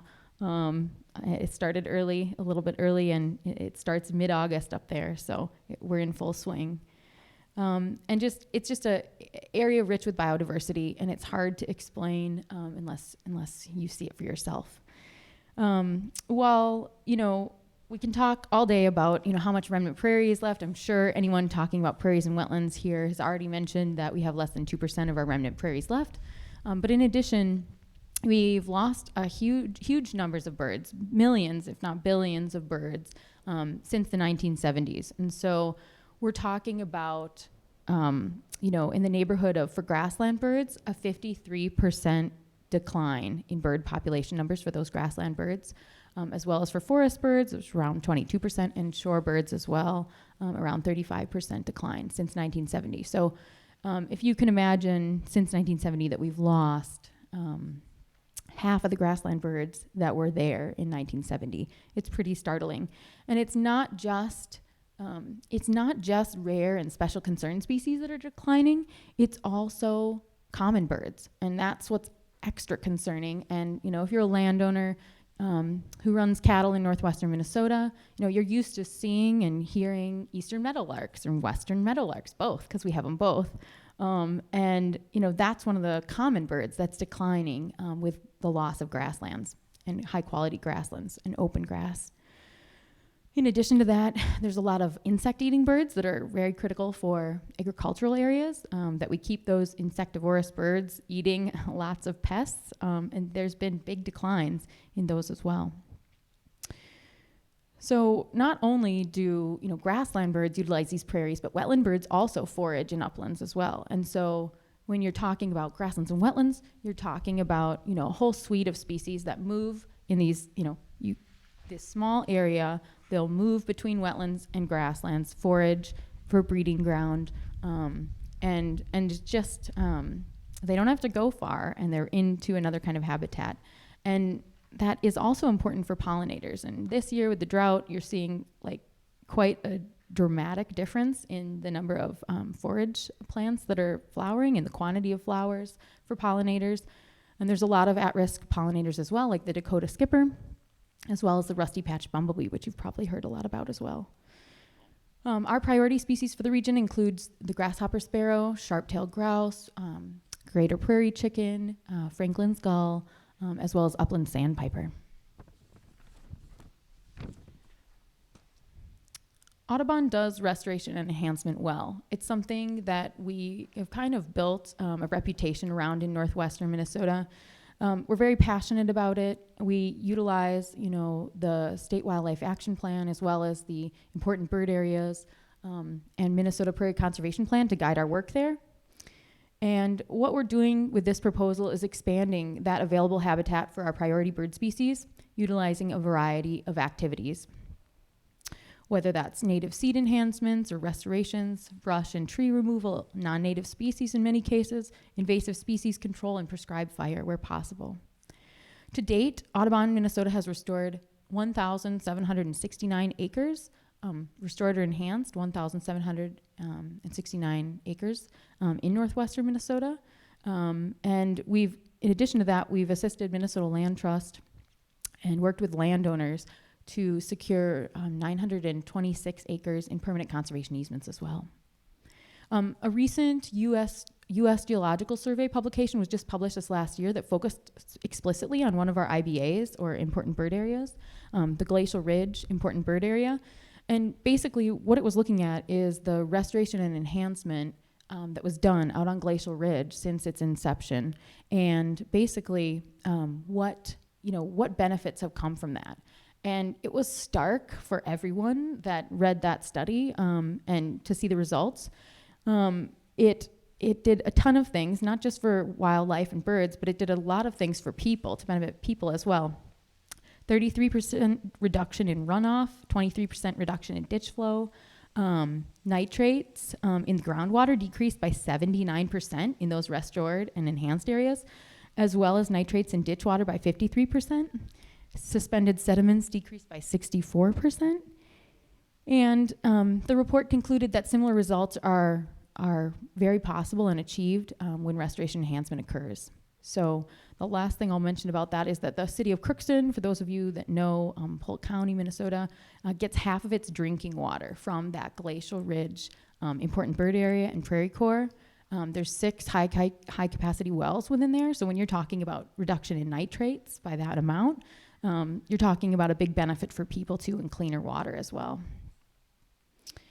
We're also going to be utilizing habitat suitability models when we're doing this work. So we're looking at our priority species and the exact habitat requirements that they have when we're undertaking these restoration enhancements. And we're prioritizing, only the best projects. So, those that are in the right context as far as, key habitats listed in the State Wildlife Action Plan, in our important bird areas and prairie cores. Usually they're in both. And as well as just, a big bang for your buck as far as a complete transformation of that parcel. In closing, I just wanted to say that Audubon Minnesota has spent years developing partnerships within northwestern Minnesota. We have close landowner relationships. We work with a lot of different partners, both federal, state, as well as entities like watershed districts and soil and water conservation districts. We recently, with the Minnesota Prairie Conservation Plan local technical team, the Glacial Ridge one, we recently started a cooperative invasive management species group, and we have been having landowner workshops and things like that as well. So just sort of a lot is happening up there. And the work that we're talking about here will enable us to implement strategic habitat restoration and enhancement goals to benefit those priority species that need it the most. And with that, I guess I can open it up to questions for anyone. If anyone has questions for me about birds or Northwest Minnesota, or if you couldn't figure out what that non-seed was that I didn't label. Everybody knows what it is, right? Yeah. Okay, just checking. And that was found on one of our restorations in Northwest Minnesota. So some of our restoration sites, it's been a big transformation, and it's amazing to see the wildlife response to that. One parcel in particular I'm really proud of, it was the day after the last piece of restoration project got done. a U.S. Fish and Wildlife staff went out to Glacial Ridge and saw prairie chickens for the first time on this unit that we'd worked on. We'd never had prairie chickens there before. And in addition to that, we had nesting sandhill cranes on one of those units. You'd never seen sandhill cranes on those units. So it really matters, what we do, and it really does benefit birds. Great. Any questions? Dudley.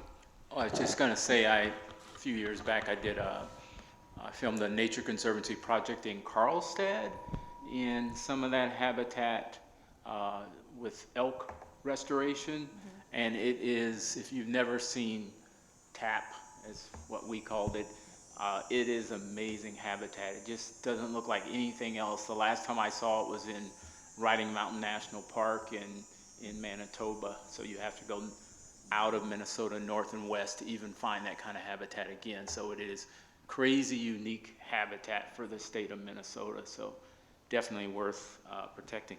Do you have any more lead plant? You need some? No, this is purple prairie clover, but I'd like to try my hand at lead plant. Yeah. Yeah. I do. Okay. It's an expensive one, I will say, but it's awesome. And once you get it established, you got it for the long haul. It's just a really cool, I should have brought some photos, but lead plant it's like really silvery small leaves. It's kind of dry to music, but it has these really beautiful indigo spires of flowers.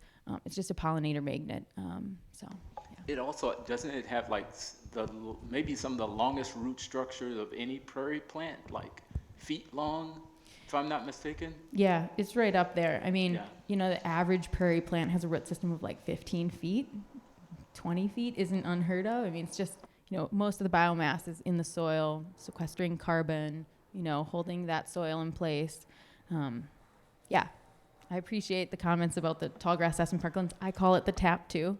But yeah, it's really unique, and it's just like, where else can you see on like an 80? You know, we did conservation easement on 180 with Minnesota Land Trust. And where can you see, you know, a moose with calves, you know, elk on your game cam, sharp-tailed grouse on a lek, upland sandpiper on the fence post? I mean, you've got all that all on the same 80. It's pretty, I don't know. I was blown away, and I've lived in other states, so. Other questions? Great, thank you. Thanks, appreciate it. Next up is Knife River Habitat Rehabilitation, Phase 7.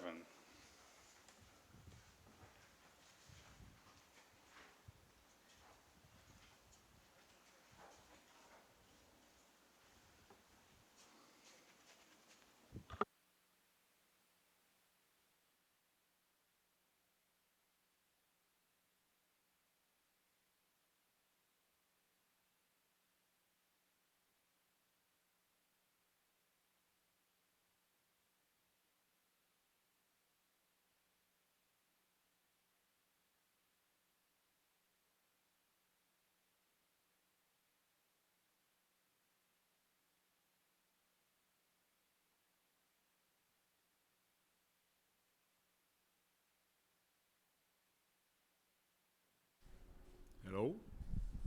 You must be there. Okay, thank you for allowing us to come down and talk about our work. My name is Kevin Bovee, and I'm the project manager for the Knife River Habitat Rehabilitation Project, and I'm here to testify for our Phase 7 of the project. Since Phase 3, the Lake Superior Steelhead Association has teamed up with Zeitgeist Arts and Community, a nonprofit in Duluth. Zeitgeist handles the fiscal side of the work. Tony Cuneo was planning to attend, but some child care issues came up and he couldn't make it. So sadly to say, you're stuck with me. A brief history here. Currently, we have begun the last section of field work on the Phase 5 Reach 4 segment of the project. And there's going to be a lot of numbers here. Phases 3, 4, and 5 all involved working in the area that we refer to as Reach 4 in the Knife River. This reach is approximately 7,200 linear feet of the upper river. We have stabilized banks, reduced sedimentation into the river, and have incorporated many habitat features into the reach. And like anything else that you have a passion for, you get better at what you do, hoping that the impact you have will be that much greater, and this work is no different. As we have progressed from the top of Reach 4 to the bottom, we have improved our methods of work and have begun to implement small but extremely important habitat features in the project. This can be as simple as a single log placed across a stream bed and anchored by large rocks to multiple log structures, creating varied habitat features which will improve trout habitat in turn and improve population of trout. And this is where the angler will see the benefits of the outdoor heritage funds at the end of his or her fishing line. We are seeing an improvement in the steelhead population as a result of our habitat work dating back to our first grant in 2012. The front side of that handout, that front and back, is those small habitat features. Another very important addition to our process has been the placement of spawning-sized substrate to the river. Historically, large woody debris in the river channel would have created plenty of current breaks for a collection of needed gravel, but after much of the virgin timber was logged off, we lost the large trees that historically fell in the river and created these gravel deposits.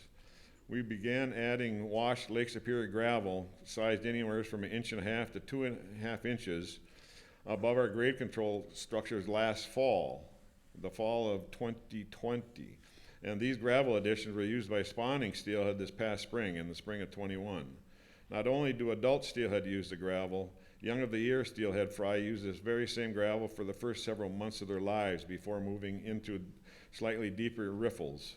Young of the year steelhead actually migrated to gravel place that was done earlier this summer, and that's the backside of that handout. Adult on the gravel and then the smolt, or the young of the year. Natural channel design, as dictated by the MNDNR to be used in these projects, has a lot of action taking place underwater, out of sight from human eyes. We have never had a fish's eye view on what the underwater components in these projects appear like, nor have we ever had an idea of what works underwater and what doesn't until now. We began utilizing an underwater drone to photograph and analyze all our structures. We have established an excellent baseline compilation of all our towwood benches and will continue to film at critical junctures throughout the year and after major rain events. Hopefully we'll have a little rain. This one tool will help immensely in our understanding of how the river functions under the surface and what project elements are best suited to meet our goal of an improved cold water fishery. If you noticed in the application for Phase 7, we included 2 pictures from the underwater drone. Not only are we working diligently to improve the in-stream health and habitat features of the river, our riparian zone plantings will aid in providing overhead cover, cooling the water, and lessening evaporation, all things which will make both resident and migratory trout extremely happy. We have enclosed a copy of the LSSA's fishing annual, the Lake Superior Angler. In the piece talking about the club's first 50 years, there is a good series of photographs that walk you through the usual construction process, and this is on pages 42 and 3.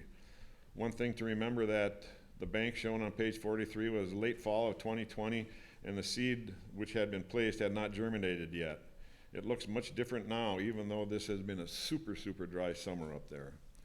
Finally, I want to thank the Lessard-Sams Outdoor Heritage Council Committee for your support through almost 10 years of working together, and we look forward to working with you on Phase 7. Any questions?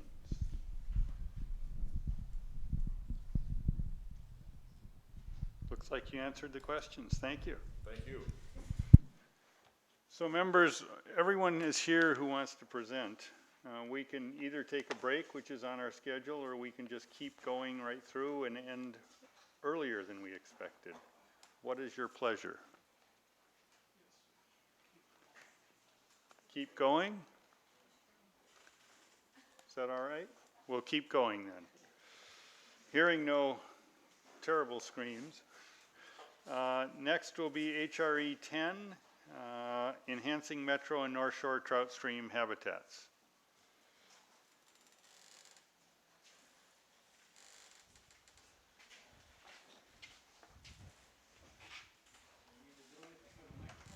You better push the button. Is it working now?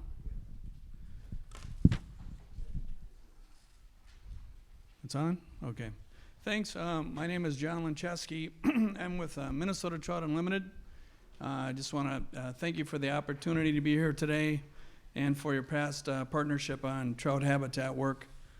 I'm glad to see all of you in person. It's been a long time, and I guess I'd like to invite any and all of you to give me a call anytime to take a look at some of the work that's getting done around the state. We haven't had the council go out to visit sites, and at any time, if anybody wants to see some of the completed work, I'd be happy to do that. So, despite the COVID disruptions in the last almost 2 years now, we've actually made really good progress. There have been a number of delays, shortages of labor, materials, trees, staff availability from the agencies to do design and permitting work, but despite that, we're progressing well. We did about 10 miles of work in the last year, completed another grant, and are close on a couple others. I guess briefly, I'm not going to repeat everything in the proposal. Just brief overview, we're focused this time on just the northeast and the metro. A little bit of maintenance in the southeast, but these are a collection of standalone projects. There's no acquisitions involved. This is habitat enhancement work that would occur primarily in the summers of 2023 to 2025. And I think the totals of acres are in there. I think about 400 acres in this proposal. And then just flag that, you know, these are multiple benefits from these projects in clean water and all kinds of wildlife. This is not strictly, you know, trout or steelhead habitat being improved. So I'm just going to, you know, jump right to, our primary focus in this proposal is northeastern Minnesota and the metro. In the state of Minnesota, there's 2 big areas of trout habitat.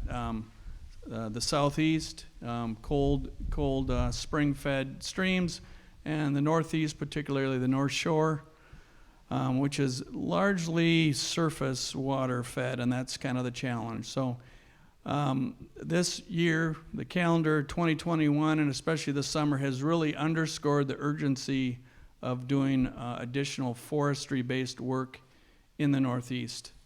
You know, cold water fisheries in the Northeast, in particular the North Shore, their products have healthy forests. And right now our forests are a little challenged with impacts of a warming climate and just neglect, quite frankly, in management. So forest really acts as a sponge.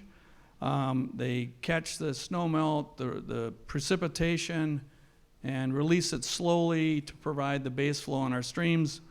That's been a real challenge this year. Drought really started in the winter, but it really speaks to the need to do more on the forestry side in our forested watersheds. And if you think about the Greenwood fire, if you read those articles, it kind of highlights one of the problems with the warming climate, which is we've got a spruce budworm explosion in northeastern Minnesota that's decimated the spruce and balsam stands. And it's a big chunk of the forest, particularly in riparian corridors.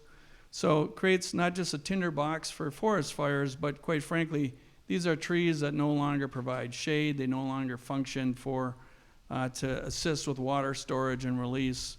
So we propose to continue working in the Split Rock watershed. So in the Split Rock River, the DNR owns about 2,100 acres. The Fisheries Department owns about 2,100 acres in fee, and sort of a ladder of 40-acre parcels running down those two main branches of the Split Rock. They are in bad shape. If we don't act to intervene at some point, they're going to just kind of degenerate into brushland, and we need a healthy forest. So we propose to continue to do additional plantings of those DNR fee lands using professional forestry management plans aimed at desired future conditions of long-lived tree species. In addition, we're going to continue our work, we'd like to, working along the riparian corridors and streams like the Manitou, where again, literally I've seen stretches of these rivers where probably 75% of what would be canopy is now dead balsam and spruce. So something needs to be done. It's got to be active management, and we're proposing to do that. And then finally, I'll make a mention of the culvert work. I heard the discussion before, and I will say that the culvert replacement work is critical, especially now we're getting this low water, warm water. And again, brook trout in particular, they move a ton. It's amazing. And but they can't move if there's a barrier. So they will seasonally need to get these to the cold water refuge areas. And then when that time of low warm water is passed, they spread out again, make use of the whole system and for spawning. So we just got news this week with some partners that we secured some federal leverage on the last culvert on a big chunk of the baptism called Hockaman Creek. So that project will proceed. And then secondly, our focused area for this proposal is to work in just the metro area trout streams. We've it's laid out in the proposal. It's primarily working on vegetation in those watersheds. Quite frankly, there's a shortage of manual labor. We've checked with the Conservation Corps, but quite frankly, there's more work than we can secure Conservation Corps crews to do the work. So we're proposing to create a Conservation Corps along the lines of the DNR roving wildlife crew to just work focused in the metro area, trout stream, those watersheds, whether that be forest habitat or prairie habitat. But to work in their area, so it'd be complementary type Conservation Corps to the Minnesota Conservation Corps, but these would be summer jobs rather than that model is a 10 or 11 month program, and so members are not going to school. This would be more of a summer-based thing targeting particularly community college age students, high school graduates focused in the Twin City area. So this is they're working in the area that they can actually reach and hopefully, begin to use. So we're trying to address essentially a labor shortage by trying to recruit from a more diverse group of young people and give them exposure to conservation work and hopefully careers in conservation. So that is about it. I'll just, I don't know how much time I have, so I'll just stop there and take questions. So thank you very much. So, questions?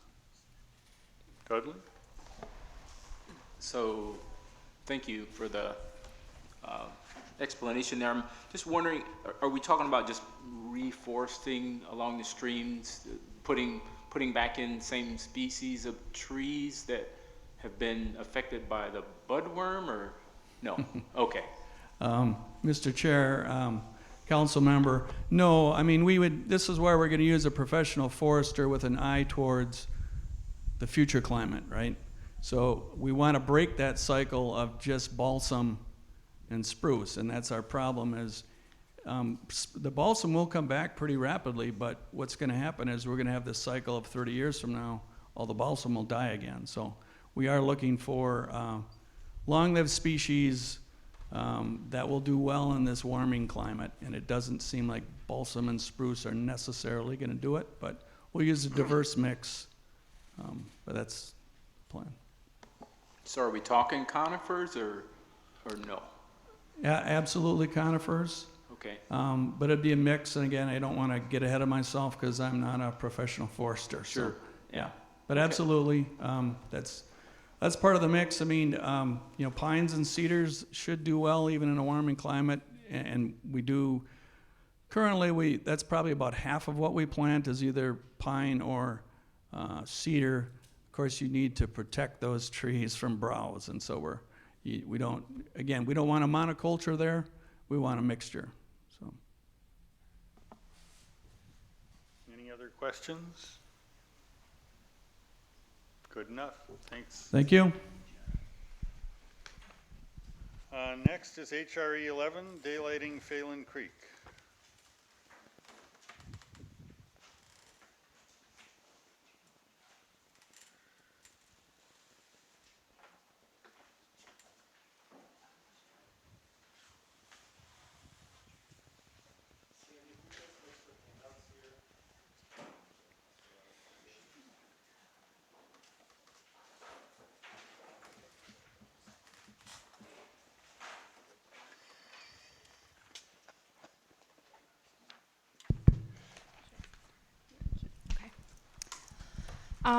Good afternoon.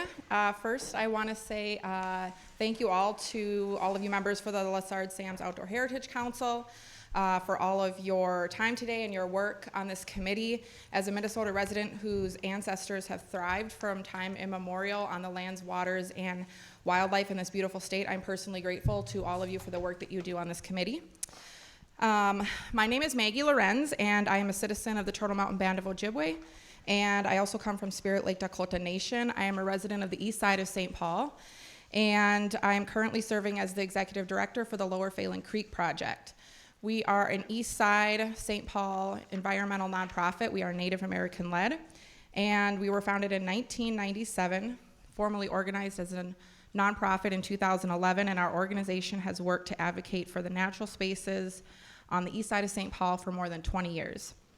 Our project area stretches from Lake Phelan to the Mississippi River and throughout the entire East Side River District. We partner with the City of St. Paul and the Great River Passage Initiative to do that work. So I want to introduce you a little bit to our organization and the project background that we're going to be talking about today. Our organization has three major projects. One is the ongoing stewardship of our flagship restoration and conservation project, Bruce Vento Nature Sanctuary, which is a 27-acre nature sanctuary on the east side of St. Paul. We are currently in development of Wakan Tipi Center, which is a cultural and environmental interpretive center, which will be located in Bruce Vento on the east side. And our third major project is the daylighting of Phelan Creek, which we're here to talk to you all about today. Lower Phelan Creek Project was founded to daylight this creek. Back in 1997, our group was a spinoff from another East Side stewardship group, Friends of Sweet Hollow, also known as FOSH. And when a small group of members from FOSH wanted to see this creek resurfaced, which is currently piped underground from Lake Phelan to the Mississippi River, they created the group that grew to be the organization that we are today, Lower Phelan Creek Project. One of our first steps in daylighting this creek was to create some public green space that was at the time industrial abandoned rail yard land and was being used as an informal city dump. We started a project to reclaim and restore that site, and that was our first major project, was the establishment of the 27-acre Bruce Vento Nature Sanctuary.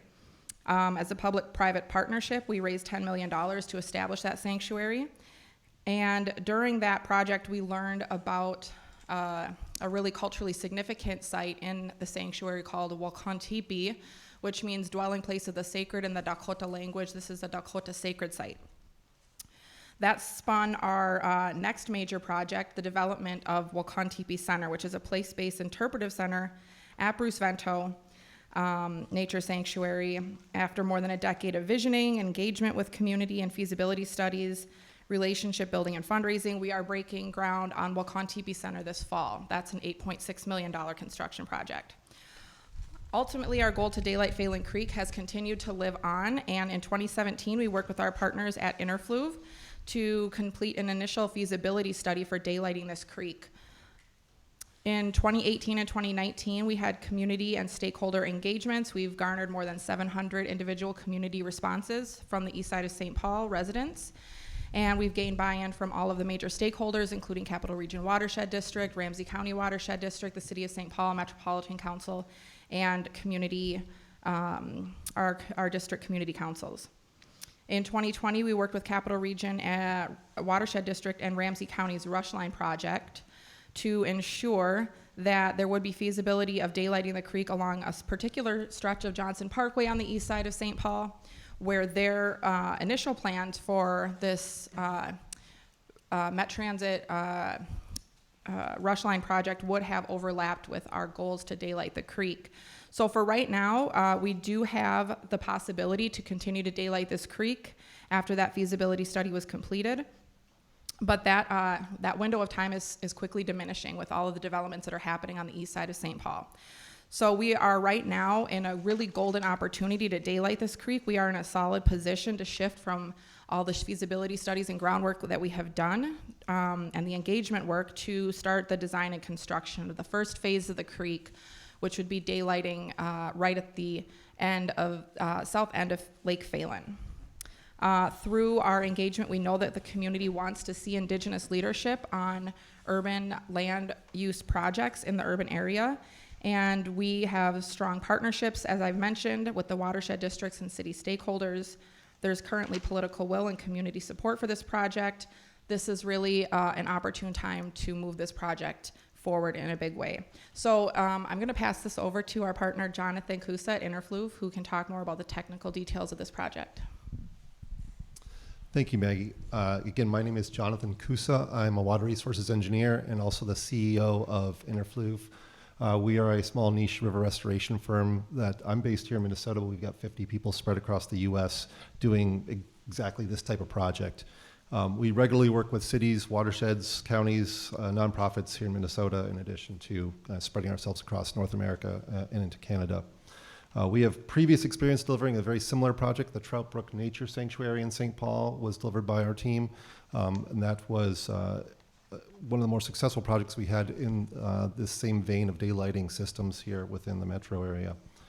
We also have worked, in outstate down into Rochester with the Quarry Hill Nature Center. We work in Scott County and throughout the state of Minnesota. So to say, in the personal note, the reason I'm here is we typically don't invest a lot of time in coming to these sort of events. We allow our clients to represent these projects, but we feel very strongly, and I feel very strongly about this particular project and the merits of this project, which is why I'm sitting here today.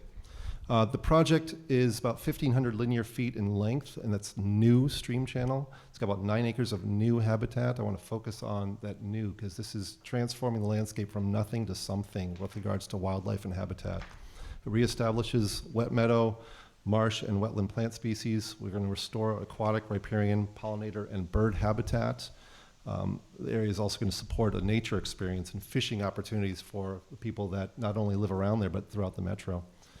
This project, in our opinion, is a catalyst for change in two different ways. One is social change. The Journal of Ecology and Systematics back in 2001 stated that urban stream restoration in particular offers a unique opportunity to contribute to more effective landscape management. Or 5,000 people live within a 10-minute walk of this project site. You're going to influence a lot of people's lives. A lot of people are going to have a different perception of what the value of wildlife is in our world by visiting the site. This project's going to further support programs like this, all while restoring ecology and health of the landscape. To the second point, this is a catalyst for ecological change. This is not a huge area, but all change starts with a small step forward. This project will catalyze the restoration of lost natural corridors that used to connect from the lake systems all the way down to the Mississippi. Those were all parts of the flyway, parts of how the wildlife made its way through the world. And so this project will be a part of restoring that. And so this is a request to not just support some incremental change in the landscape. We're not just asking for another step in a project, which we'll hopefully be doing next year. But at this point, we're looking for that catalyst to start this change so that we are going to make a significant impact on the world. We're asking you for support, for your support to support this project and restore something that's been lost in the landscape. Thank you very much, and I'm going to hand this off to Sam. Hello, everybody. My name is Sam Wagner. I'm the Environmental Stewardship Program Manager for Lower Phelan Creek Project. I'm also a resident of St. Paul, and I'm the project manager for this proposal. So with the remainder of our time, I wanted to just reiterate what I think Jonathan and Maggie have done such a good job of explaining thus far. So first of which is that the daylighting of Phelan Creek is a long time coming, but it is not yet an inevitability.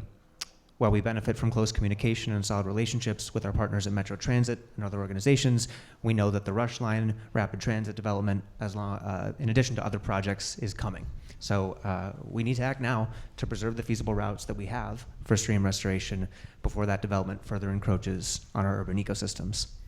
Similarly, we want to be able to capitalize on the goodwill and the support that we've received from both East Metro watershed districts, municipal and regional government entities, and a host of community organizations, or we risk missing this golden opportunity to recover this lost habitat.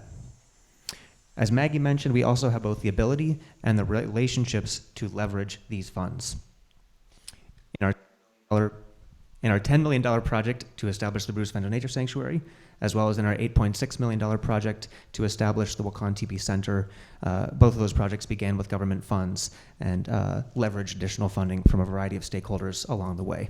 So we believe that our record speaks for itself in that regard. Finally, I want to mention and emphasize that this project is progress in action.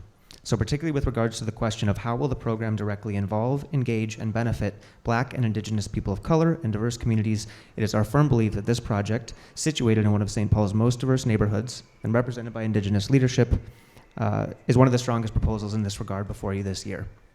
Concurrently, we see this as both a new opportunity for the Lessard-Sams Outdoor Heritage Council. As Jonathan mentioned, this is not as one step in a series of projects, but as an end-to-end, something from nothing transformation and a project that will also take place on an efficient timeline. Thank you all for your time today. We look forward to answering any questions that you might have regarding this exciting opportunity.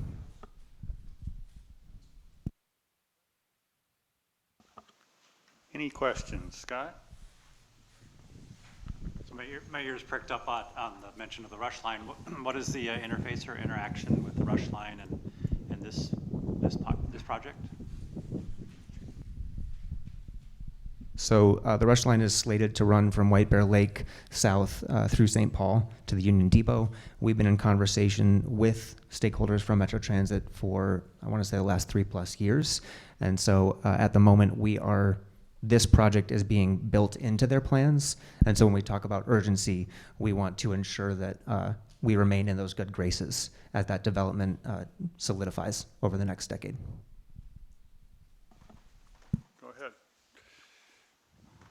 Thank you. I keep forgetting to announce my name before I speak. Scott Dibble.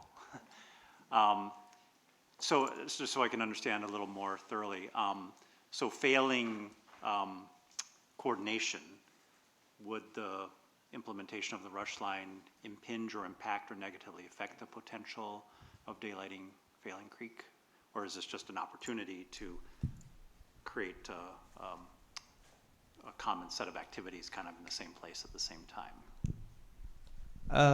What I would say to that is that the path the rush line will take will both overlap with and come close to the path that Phelan Creek takes through the east side.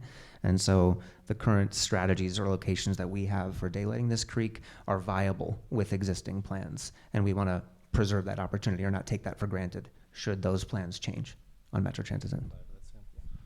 Thanks for your question, Senator. The very south portion of our project where we will intersect with the BRT line will have a common interface there because the bus lines will be coming across where we plan to intersect with the existing storm sewer. So our project will daylight the project up until that point and then dump it into the ground. If we don't construct this project either concurrent with or shortly thereafter, I fear that you're going to see a green space that the city is going to look at slightly differently and maybe want to do different things with. And so our goal is to kind of capture that, turn that into a, rewild that space now while we've got the opportunity. Because as we all know, once the BRTs and the light rails go in, that those catalyze change within communities, and sometimes that change means more build up and more use of space in different ways that does not incorporate wildlife.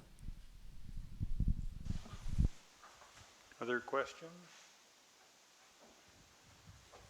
Mark? Thank you, Mr. Chair. Mark Holston. You know what, I was just reading through this and St. Paul Public Works letter says they're not gonna own the facility when it's done. What does that mean? Who's gonna be responsible for this if St. Paul Public Works isn't? That's a great question. So we've enjoyed working with multiple departments from the city of St. Paul, but we've also been in conversations with the Ramsey Washington Metro Watershed District, in which this daylit channel will be located, regarding the maintenance and eventual ownership. So thus far, the Ramsey Washington Metro Watershed District has indicated that they would be open to that responsibility as a continuation of their current responsibilities to Lake Phelan and the watershed that it serves. And the template for that, again, is the Trout Brook Nature Sanctuary. While that property is owned by the city of St. Paul, that's maintained by Capital Region Watershed District. And so while the city is willing to mow grass and empty trash cans, they're not as interested in managing urban wild spaces. And so we're looking for partners that are more invested in that particular activity, which is generally aligned with the watershed districts. Just to get to the root of what I think you're asking is, if you got money and you don't have an owner, where are we at?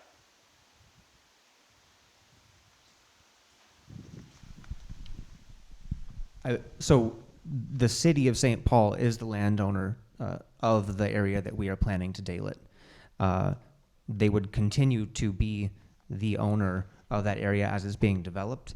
The conversations with them, and as is built into our proposal as well, is to incorporate staff from the city of St. Paul on the design team, so that as that channel is developed, any of those lingering questions with regards to maintenance can be resolved. And they'll maintain, they continue to own the property. Right. So yeah, ownership won't change. The city will continue to own that property.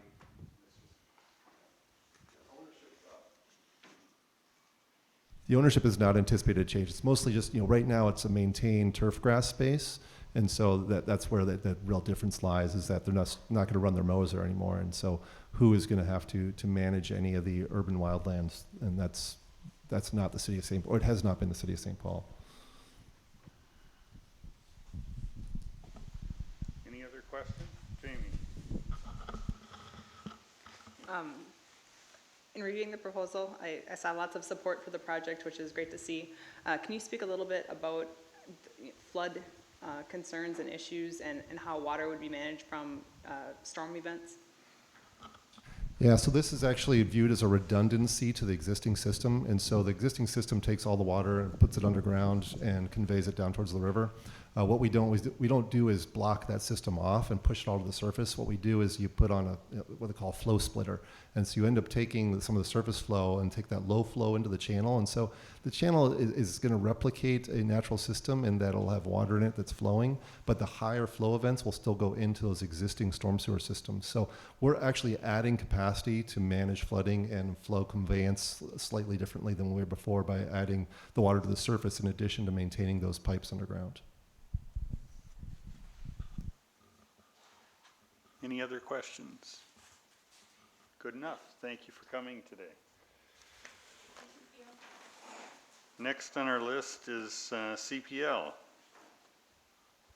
Conservation Partners Legacy Grant Program, Phase 14, statewide and metro.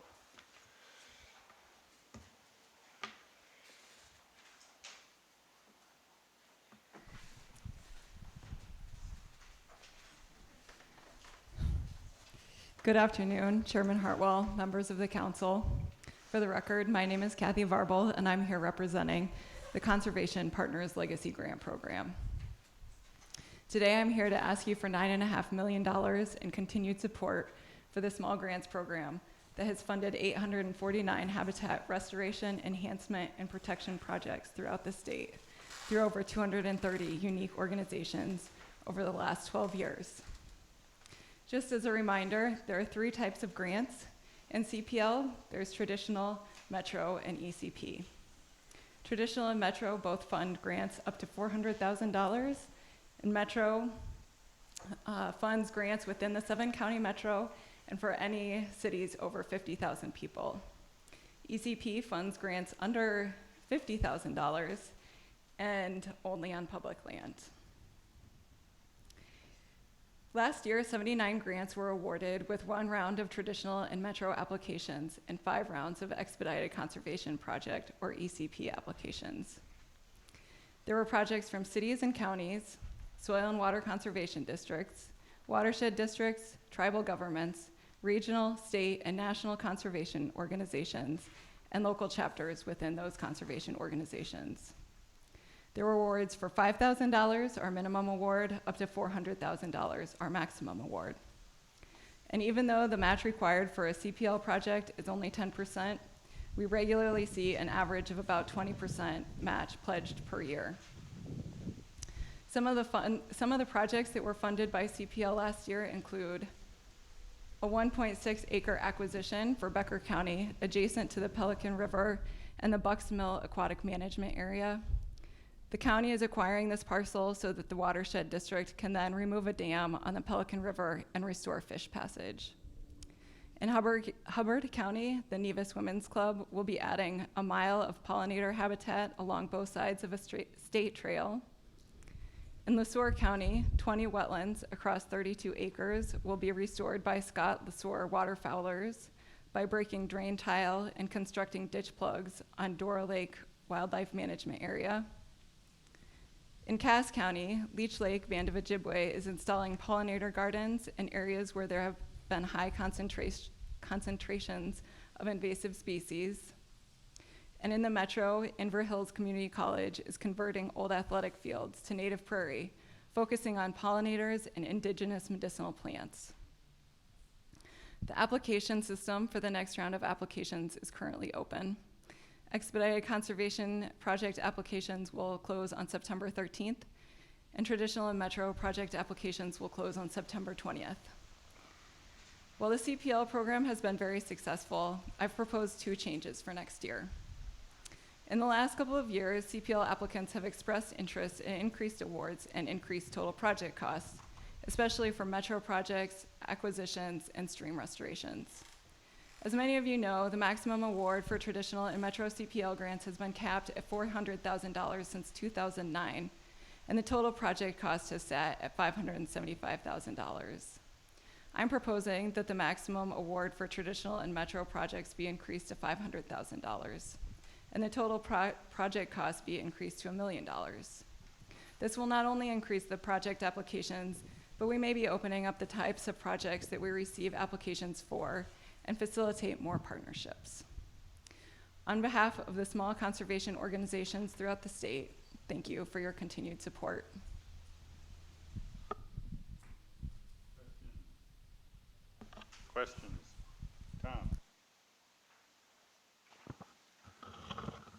Thank you, Mr. Chair. Tom Sachs.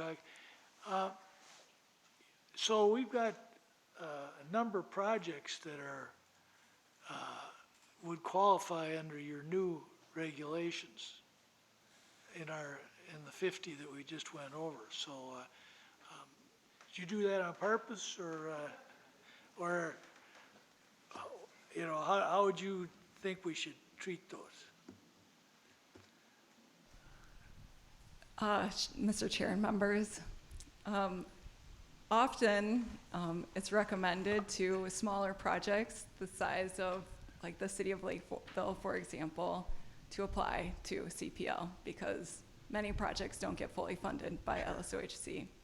So that was part of my thinking, was there are a few projects that come to LSOHC every year that just miss the cutoff for CPL, so they come here, but whether or not they fit here, I mean, that's for you to decide, so. It was part of my thinking, though, yes. Yeah, okay, great, thank you. I just ask a follow-up. Do you have any problem spending the money you've been getting? And I think it is. Do you have any, but it's nice to have someone watching me. Mostly listening.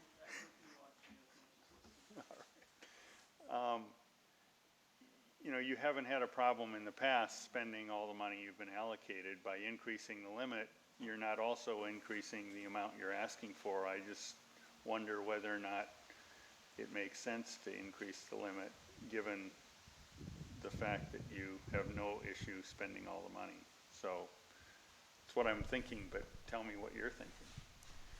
So typically, we have not had problems spending all of the money that is allocated for CPL. We award almost all of it every year. The last year, there were, I think that if we would have had more rounds of traditional and metro applications, we could have definitely spent every dime of the money, but there was, how it worked out, it just didn't make sense for there to be another round. So anyway, so there is a little bit left over last year because of COVID and some of the organization's capacity for taking on new projects last year. And to be honest, I don't believe that very many people at all will apply for $500,000.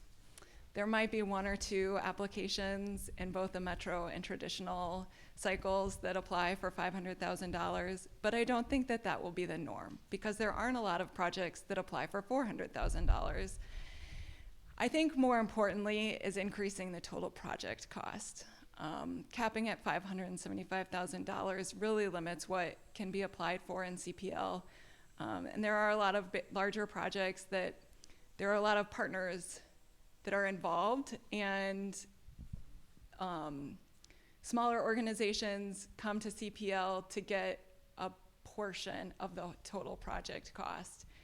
So I think that's the more important aspect of the changes that I am proposing, but I do think that $500,000 might be an opening for some organizations. So I don't think that it will be, just to clarify, just to answer your question a little bit better, I don't think that that it will make applying for CPL dollars for some of the smaller organizations any more difficult, because I don't foresee very many people applying for $500,000. Thank you. Mark has a question or comment? Mark Johnson here. Kathy, could you just, because we have several council members who are newer, could you kind of reiterate with regards to project costs? Of course, the overall project cost limit right now is $575,000 through CPL. Could you explain what that means so that everybody comes from a common ground on that? Of course.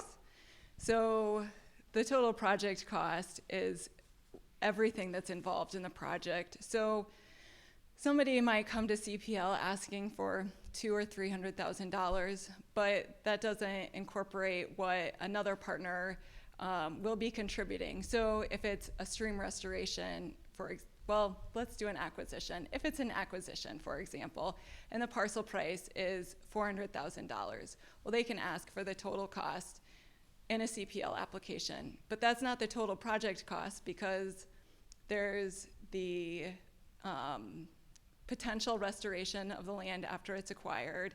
There's the survey, there's the appraisal, there's all of the staff time that goes into it. So the project cost is actually far higher than $400,000. So that is what I'm asking for an increase of, as well as the total award. Any other questions? Oh, Mark has a question. Thank you. Sorry about that. One more question for you. And Kathy, this is relates to the personnel. In this project proposal, you have 2.25 personnel requested. In the past proposals, I think it's been somewhere at 2 or just under 2. But honestly, I think since about 2019 or 18, hasn't it been just you who's been the lone employee? And so I'll let you kind of hit all that if you want. But the main question I want at the end, does this mean that we're going to get you some help? Because I know that you do an awful lot of stuff down there, and I'm just really interested to hear if the DNR is going to allow some hiring to give you some help. Mr. Chair and members, I remain hopeful.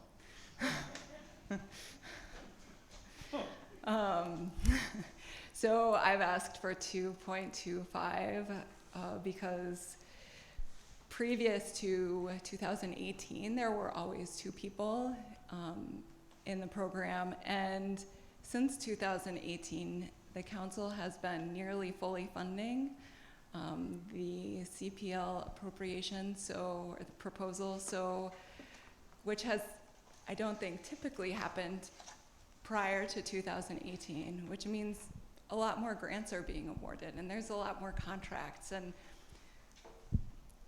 there's a lot more work.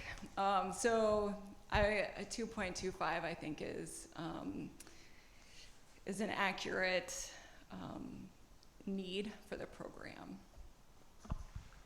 So let me just, on behalf of the council, thank you for being 2.25 people with only you. We truly do appreciate the work you've done. And you deserve help. Thank you. Any last comments? No, thanks so much. Next and last is FRE 01, DNR Forest Enhancement Phase 2.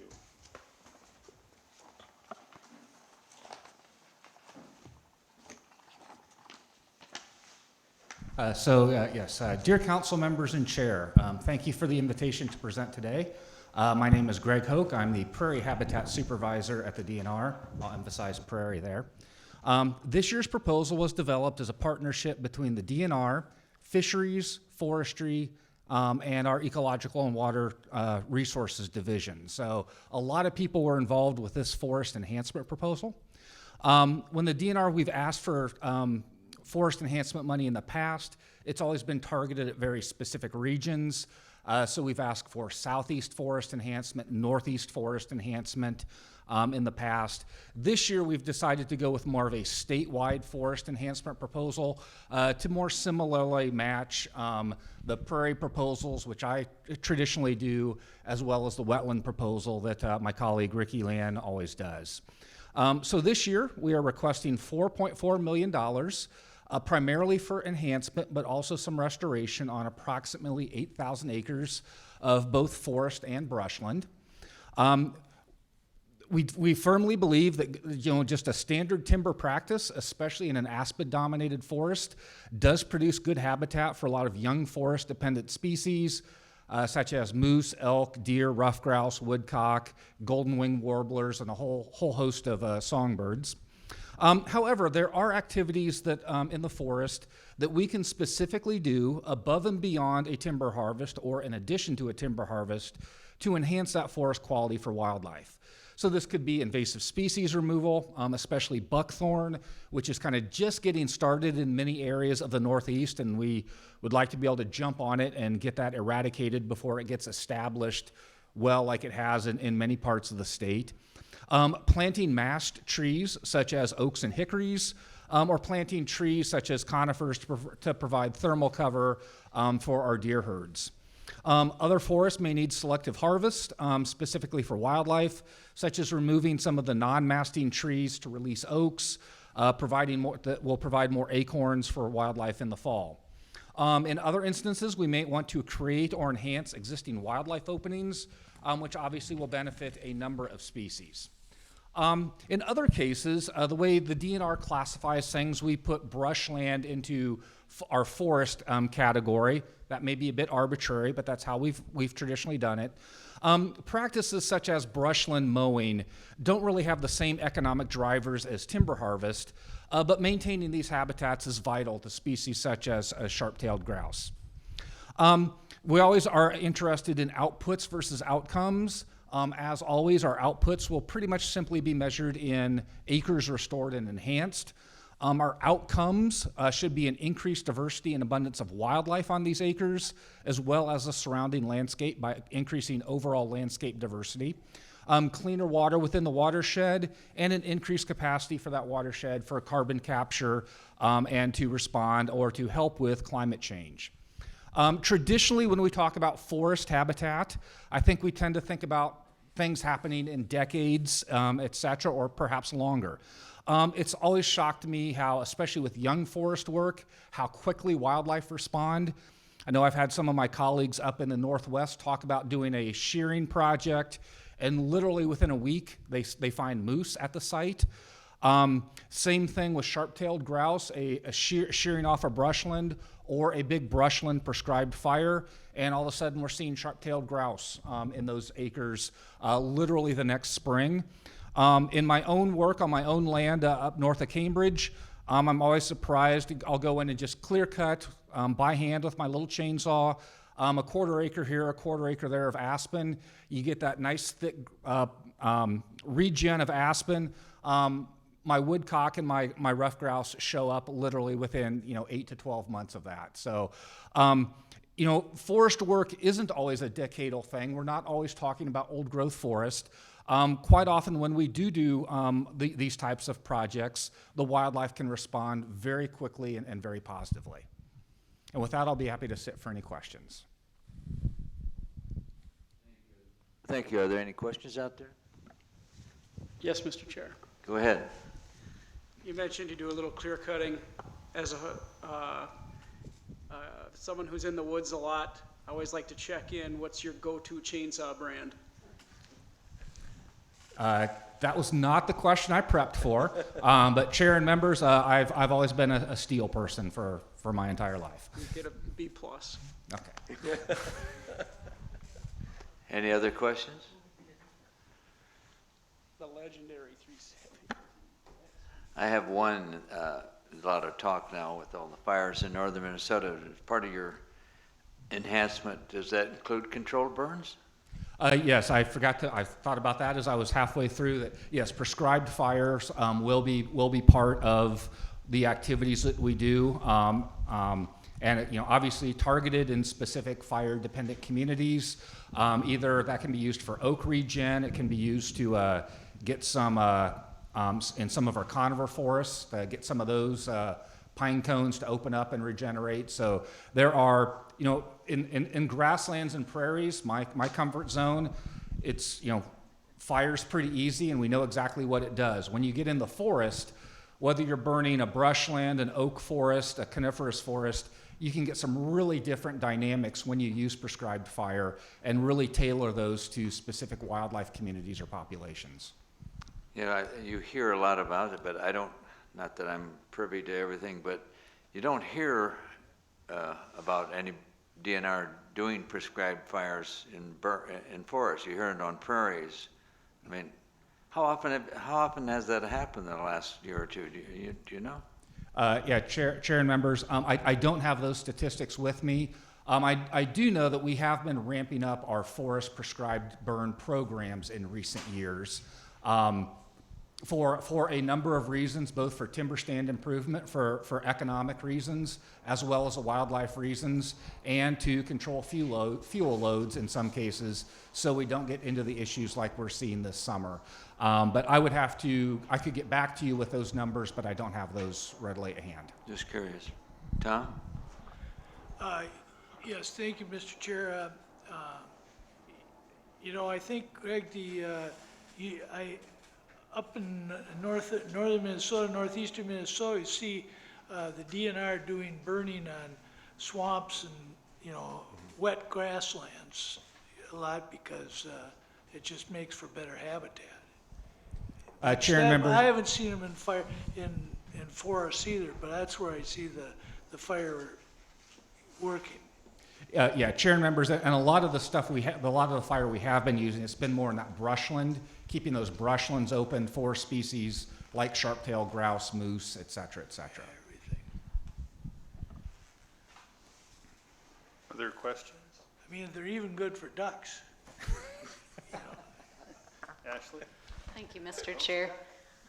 Since we're kind of towards the end here, I just was curious, this isn't necessarily specific to your proposal, but I'm just curious, having worked with the public a lot over the last year, and especially with timber harvest and that sort of thing, I'm just curious if you're working with anybody or at the university or anyone to maybe help the public understand some of the needs for clear cutting sometimes to create habitat. I think there's a larger issue that we face public relations wise, so I hope you all don't mind that I just wanted to hear from you on that really quick. Yeah, Chair and members, thank you. I'm actually, I'm the prairie guy and writing a forest proposal. I'm thankfully handing this off to actually professional forestry staff. We just hired basically the complement to myself in prairies and Ricky in wetlands. And he is just barely getting up to speed, and I'm going to hand this off to him shortly. But yeah, that's obviously something we're very concerned about. And yeah, I'm not going to answer that because I'm not a forest guy. But when our forest staff get in place, and I know it's a larger thing we discuss within wildlife as well as within our Division of Forestry. Any other questions? Thank you. Thank you. So, members, we've specifically allocated time to talk about what we've heard today. Any feedback or thoughts or questions that have come up that you want to talk about within our group?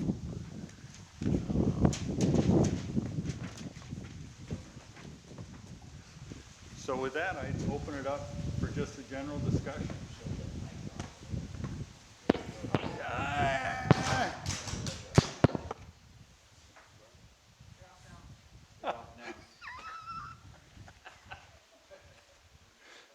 Sure, Jamie.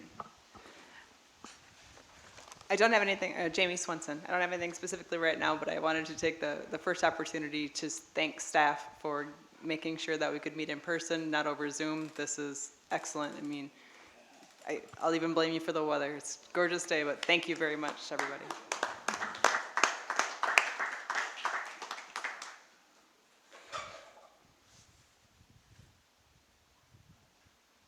Thoughts and comments? I can just start off by saying it was concerning to me that DNR has stuck one project with management of many different projects, and that the budget for a person is buried within a project, but they're not working just on that project. And I don't know how to address that, but it seems concerning to me. I know Sandy's got some thoughts on that, and Mark as well. But it seems like we're being asked to do two things, and the project is only for one. The project is a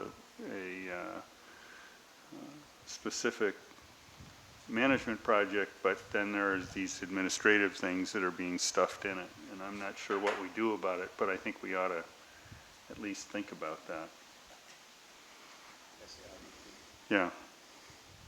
Do you have thoughts on that? Because the staff has talked about this issue just generically, not specific to that one proposal and how it gets handled. And I think that the way it's set up actually creates more administrative burden than there might be some other options. So I put it on the table just to begin a discussion, whether we want to talk about it today or another time. If I may. Mr. Chair and members, I would suggest that at least it be on the October agenda so we can to talk about it at length, and maybe we can get more figures, have DNR talk to us or bring in information too about what they're thinking of funding ideas or options from the IDP standpoint. There is, I put some notes down in here too, just for myself to remember about, at least with regards to an October meeting and IDP funding options or discussion. Maybe Sandy has some other things to mention about it right now too.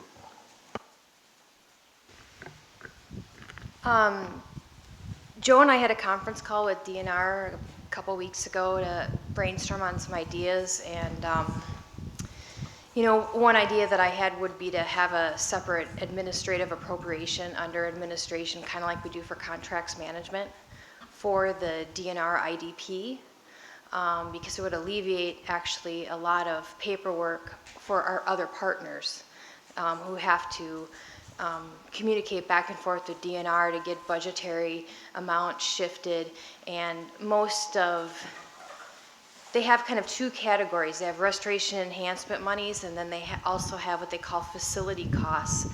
And it's the facility costs, which could be signs, fencing, gravel for parking lots, basic things that we need for WMAs.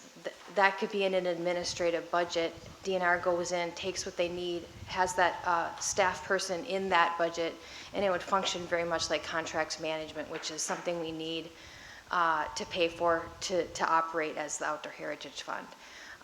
And we had asked them, you know, how much do you think you would need? It's kind of like throwing darts right now. They don't know, so they might come in with $1 million, which I don't think is unreasonable. They've spent over $1 million to date on IDP funds, and I can pull some historical data about that for a future meeting as well.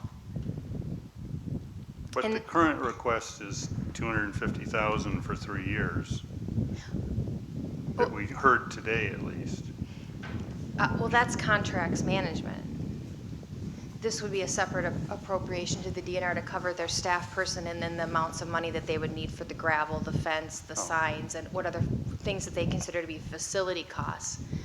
I still feel like extensive restoration enhancement work should be tied to a parcel that's specific to a partner program. So we would still have some IDPs that would be going out for that type of work. Joe? Mr. Chair and members, just to give everybody background, so what happens is Pheasants Forever will receive money, and then Pheasants Forever will write a use of funds letter to the DNR, and let's just say it's $50,000. Pheasants Forever will allow DNR the use of Pheasants Forever's money that they receive from the Outdoor Heritage Fund. DNR will use that $50,000 to do parking lot install, fences, posting, putting the signs on the post, those big WMA signs, the wood routed ones. They use that money, they use Pheasants Forever's money to do that. And so, but DNR is actually the ones, contracting with the contractors to put in the parking lots, or the staff, DNR staff is actually doing it. So that's why they need that money for the initial development of the parcel. Sometimes the partners will do that themselves, but it seems more and more that the DNR are the ones that are wanting to do it when they have the time. So just that's why there's this back and forth of the funds going from partners to the DNR. And then once DNR is done, they'll report back to Pheasants Forever. So let's say their Pheasants Forever's at the end of their appropriation period and they're ready to do a final report. Sometimes they can't do a final report because DNR, who they just gave money to the bees are just terrible over here.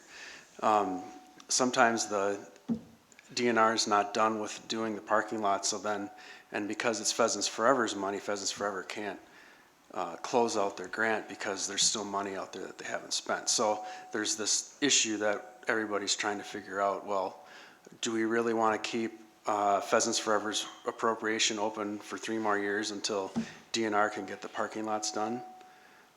So that's the issue we're trying to walk. And I think that's an interesting administrative issue. The issue that was raised today is there's a full-time staff person buried in a proposal to just administer this back and forth that goes on with these projects, which is confusing to me.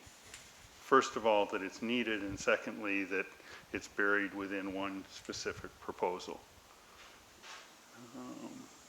And I guess I don't understand enough about the administrative side to understand why it's even needed, but that aside, that it's buried in a proposal, it seems like it's a supplanting kind of issue for that proposal.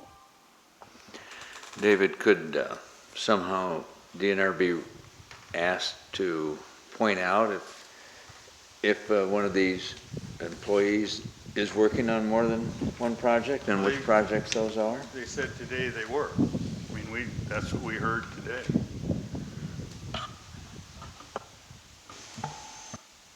Mr. Chair, members, so there are two different specific issues within the IDP topic.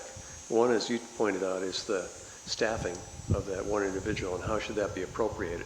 Should it be within a separate proposal for forest management, whatever it might be, where it is now? Jay Johnson was actually mentioned that it's in the proposal that he was identifying. Was that the WMA SNA acquisition program, I believe? Yeah. Or should it be somehow different in a direct appropriation to DNR specific to the IDP, like a grants management type proposal or something? The other question within the IDP thing is really what Sandy and Joe were bringing up, is how IDP ends up, how the spending of IDP ends up sometimes deferring or delaying the closing of projects because everything else is done except that IDP work, that final IDP work. And there's some other factors involved with that. I think some of the other nonprofits, NGOs, maybe lean on DNR to do more of that IDP work too, from what I understand, just because they'd rather be out buying the land or something else rather than doing that IDP. So there's other factors there, but to be pointed, there are two different issues here, and I think the first one that would be good for us to figure out is probably that funding position, whether the council's comfortable with where it is now or not. And then the other IDP issues can be dealt with in the future, or we can look at it more in depth at some point. Yeah. And I don't want to spend tons of time on this, but the issue is we're going to all be asked starting tomorrow at 4 o'clock to make allocations. And you're going to see a chair's proposal come back to you before our next meeting, which is before we can even talk about how we can potentially do anything differently, which means we have a timing issue. And we can simply agree to say we're going to make some adjustments based on what we hear at our next meeting. That's okay, but we need to collectively understand we're sort of in the middle of this messy thing that we started to hear about today.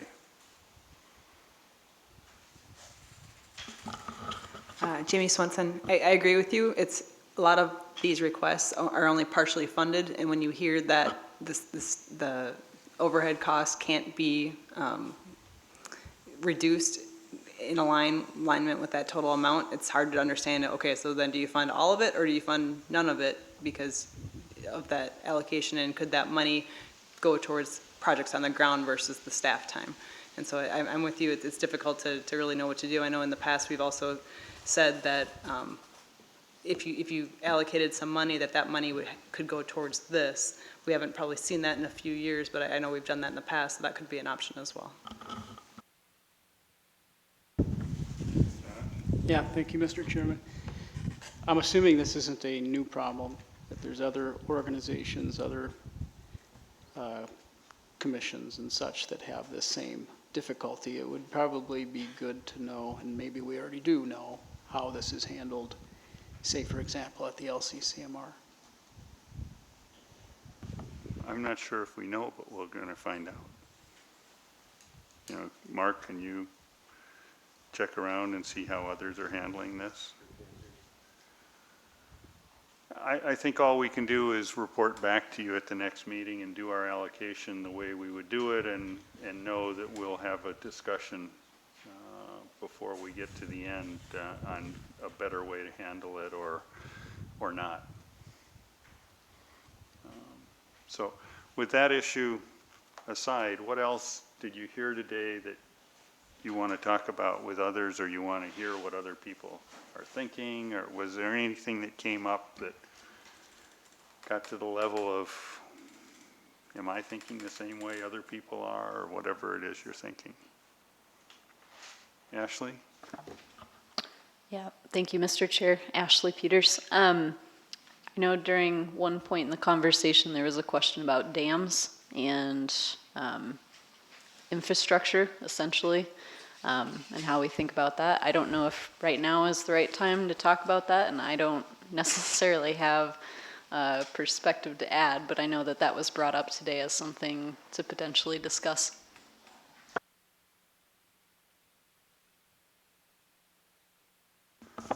Yeah.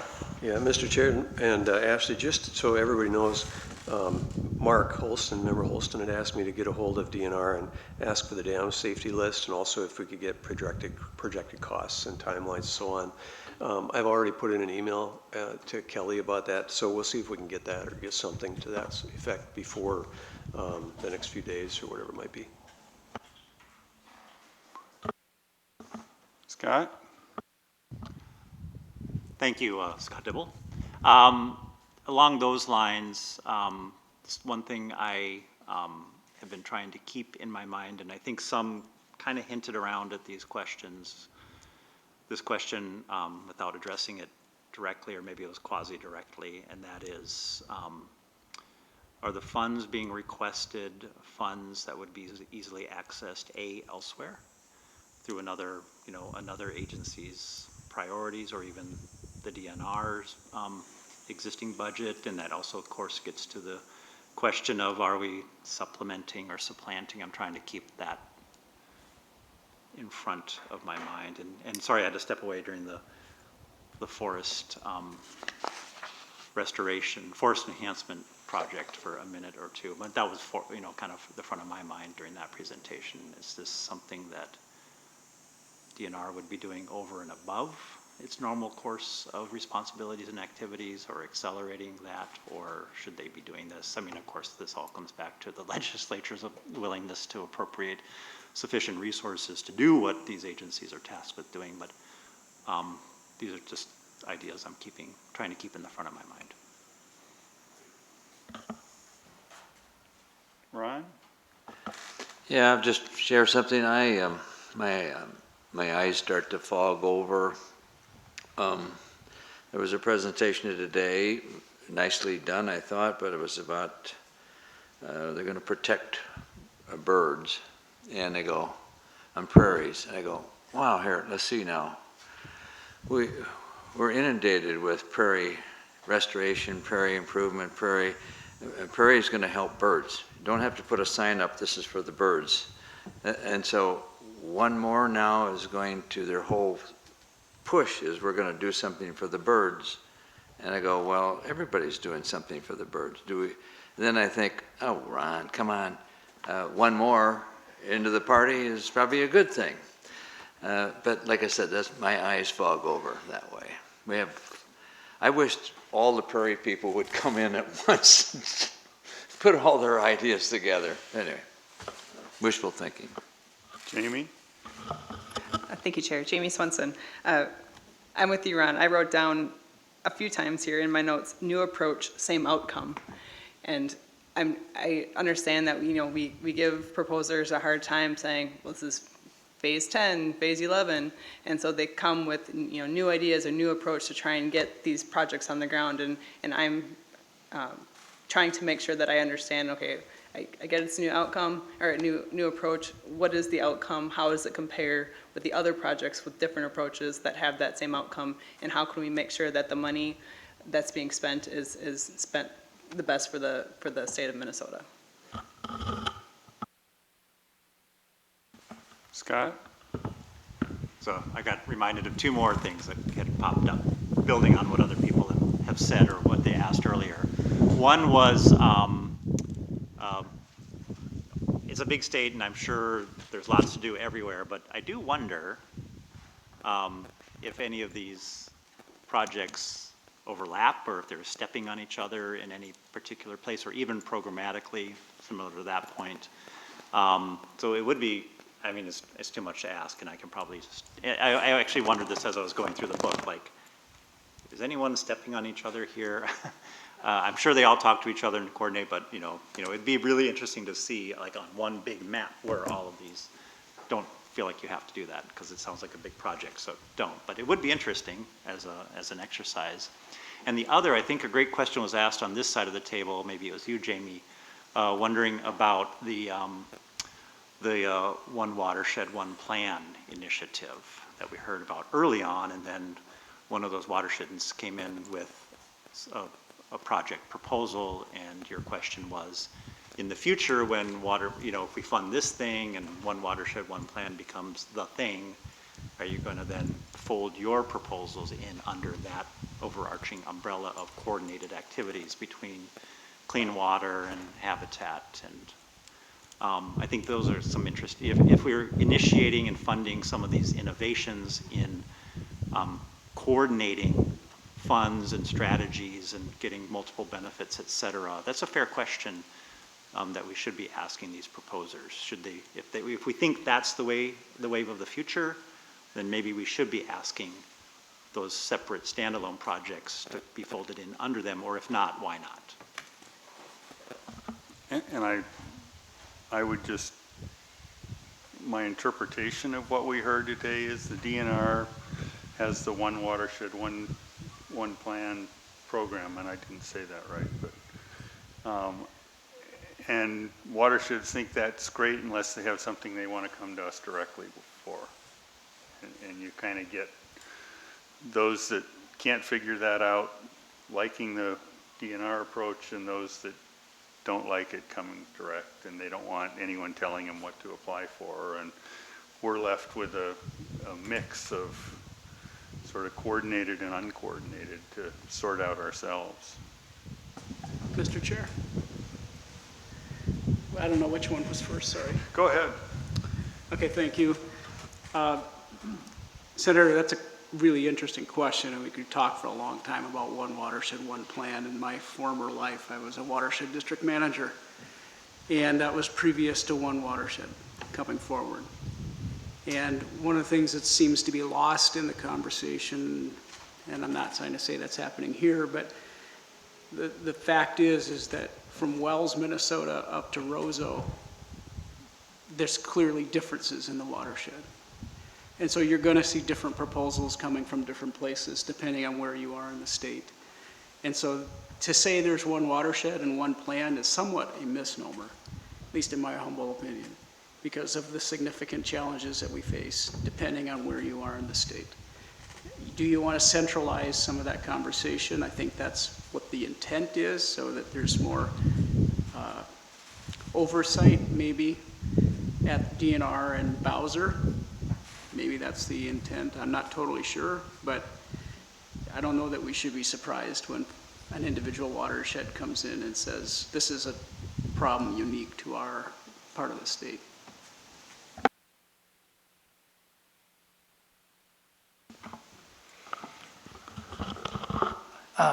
Thank you, Mr. Chair. Saxon. So Scott, I when you were talking about proactive forest enhancement, you know, I think I concur with you the fact that, first of all, we want to watch out for planting.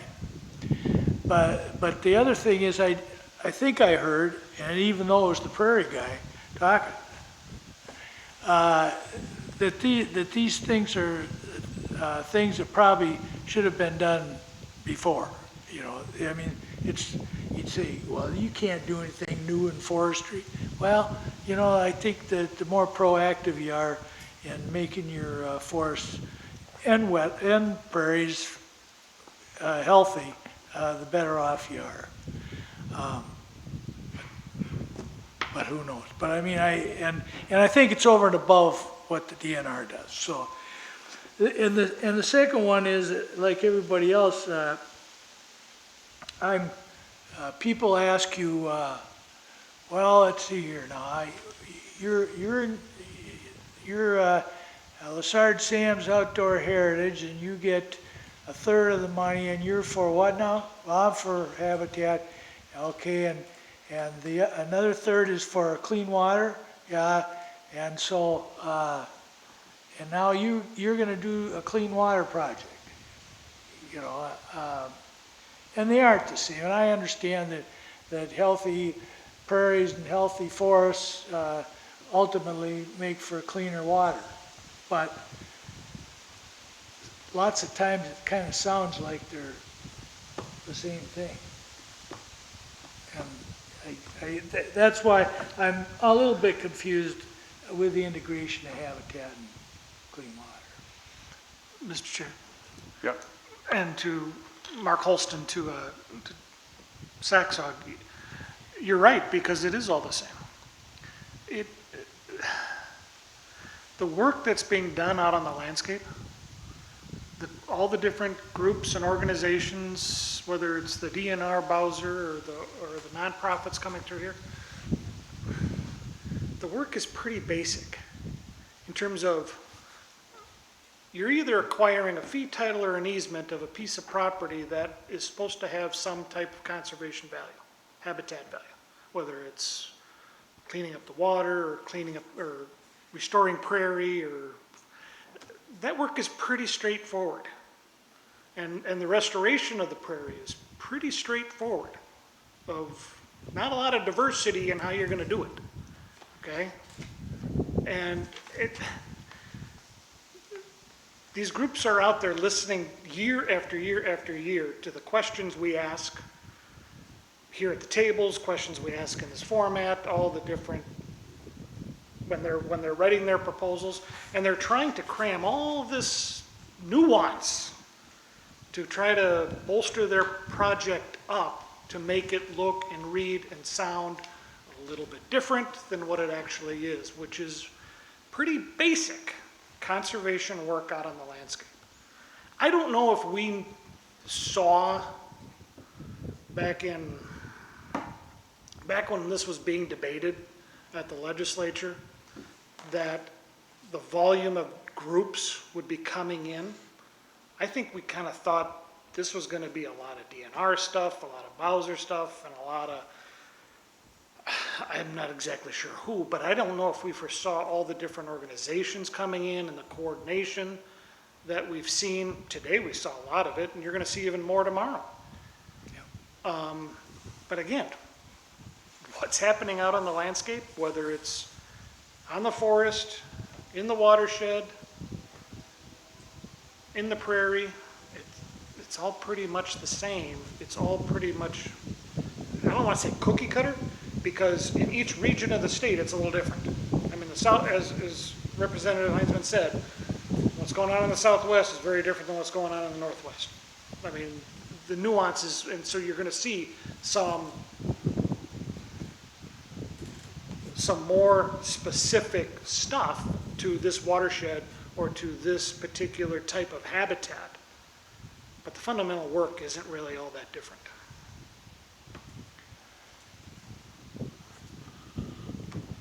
So I think it's just more about how do we want to prioritize it? Yeah? Do we want to prioritize the prairies? Do we want to prioritize wetlands?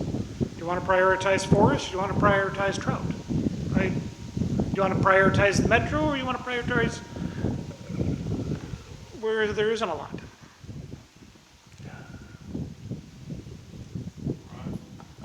Yeah, Tom, in essence, they're all connected.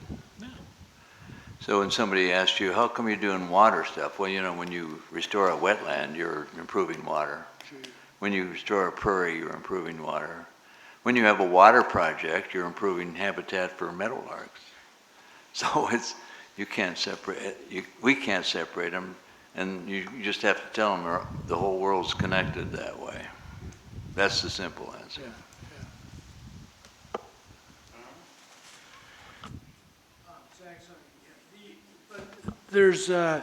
But there's certain things that we've done that that probably weren't even connected with Lessard, with the outdoor heritage. I mean, what, you know, like for instance, conservation easements. I mean, back in the old days, there really wasn't anything exactly like that, you know, that could produce a Blandon, for instance. And let's say SFIA, which, you know, makes it possible to prevent fragmentation on large chunks of forest land, you know, by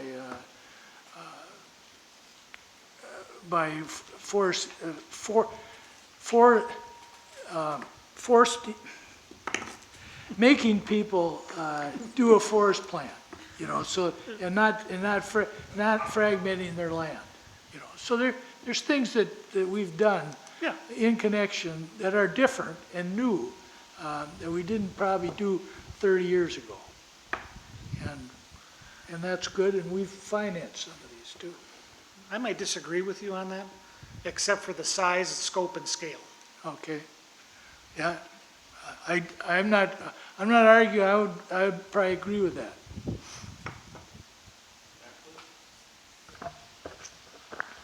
Thank you, Mr. Chair. I don't know if this is helpful at all, but I just wanted to find out, when was the last time we had someone come and give a presentation on like the prairie plan and how the coordination happens for the prairie plan? Last year. It's been a few years.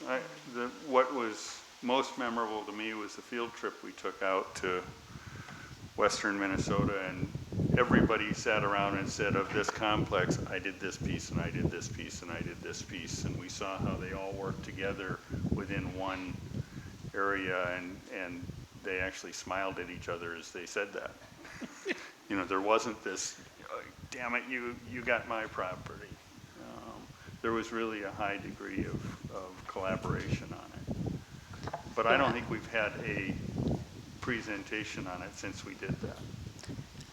It could be advantageous, at least based on the conversation today, to lean into that a little bit. And we've had a lot of new people come on to the council, and so anyway, just throwing that out there. Yeah. We put it on the list. Thank you for the suggestion. Other thoughts or?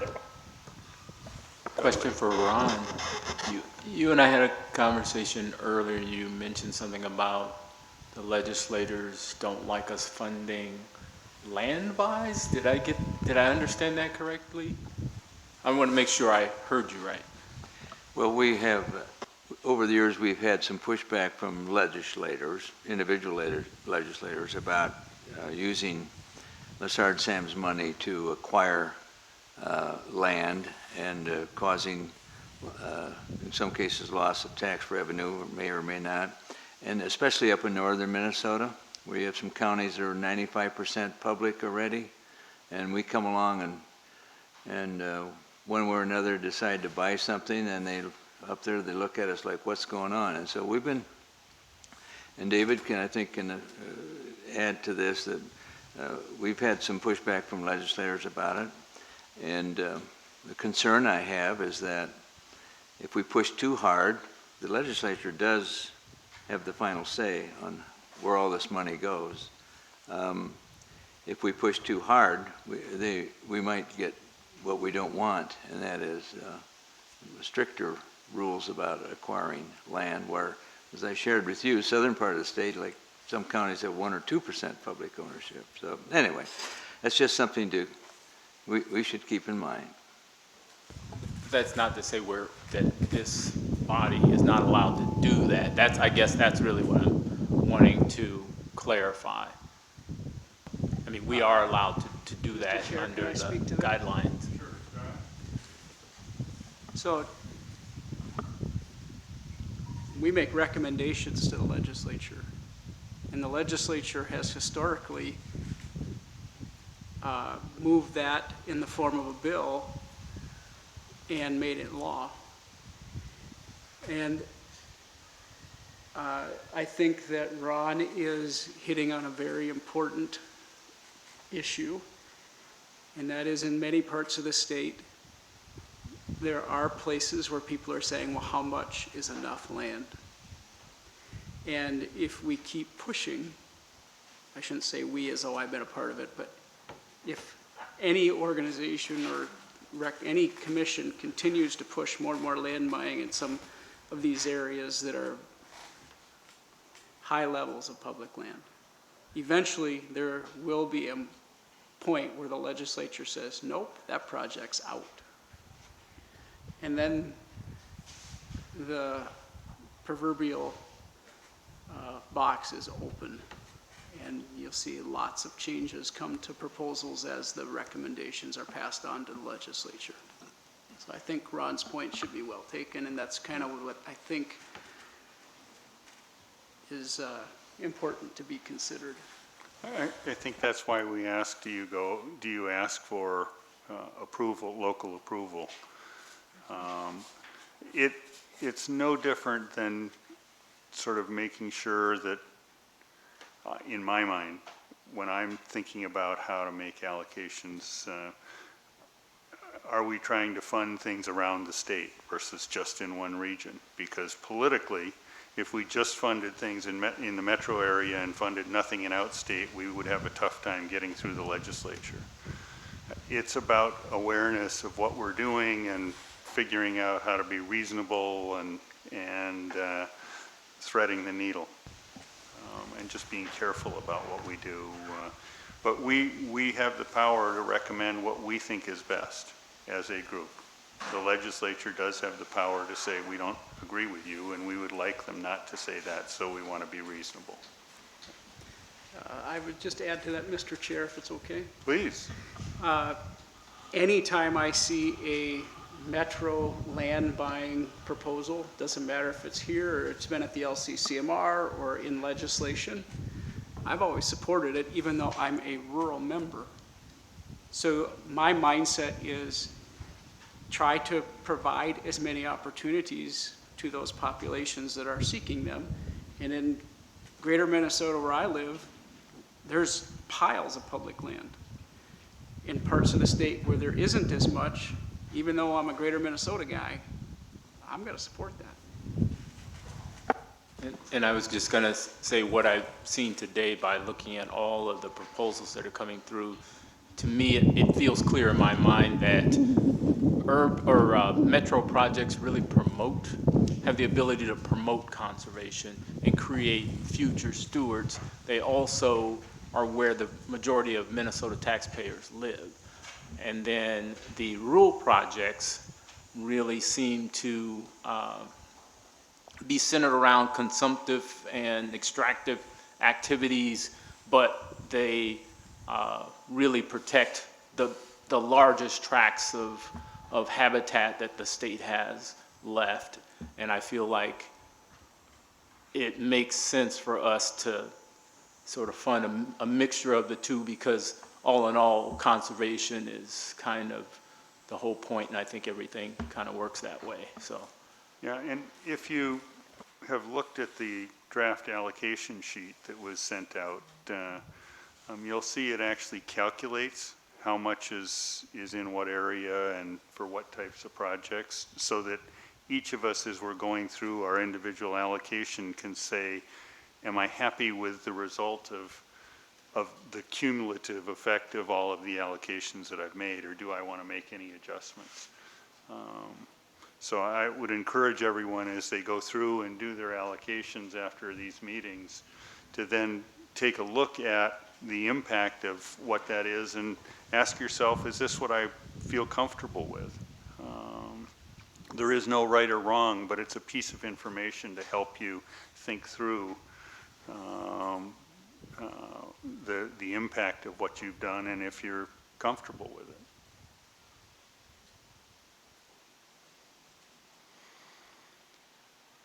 So if there's no other discussion, we'll have a similar discussion to this tomorrow before we get to the allocation. I do want to key up a discussion we'll have tomorrow, which is how much money do we have?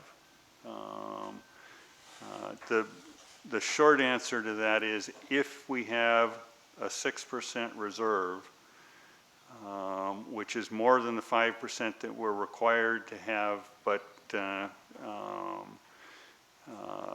gives a margin of error if something happens to the economy between now and December, it's about 138 million. And we have to decide what number we want to use tomorrow, whether it's 5%, 6%. There is no perfect answer to that. But read the memo and we'll have a discussion about that tomorrow. And then you'll get sent, you can either adjust, I don't know, maybe you can't adjust. Joe will send out the final spreadsheet for you to do your allocations with, based on that specific number. I don't think we had any requests for public comments. Unless, oh, Tom. I was just going to ask you, Mr. Chair, do you want us to take everything that we have here? I think it'd be very wise to take everything. I also think it would be wise to know that the high tomorrow is 70, that there's supposed to be a little more breeze, that it could be raining, and so it would, well, we'll be reasonably dry here. A little warmer clothes wouldn't be stupid. I'm not wearing shorts tomorrow. Any other comments before we adjourn? Thank you all for good questions and attention and thoughts today, and we'll see you tomorrow at 8 o'clock.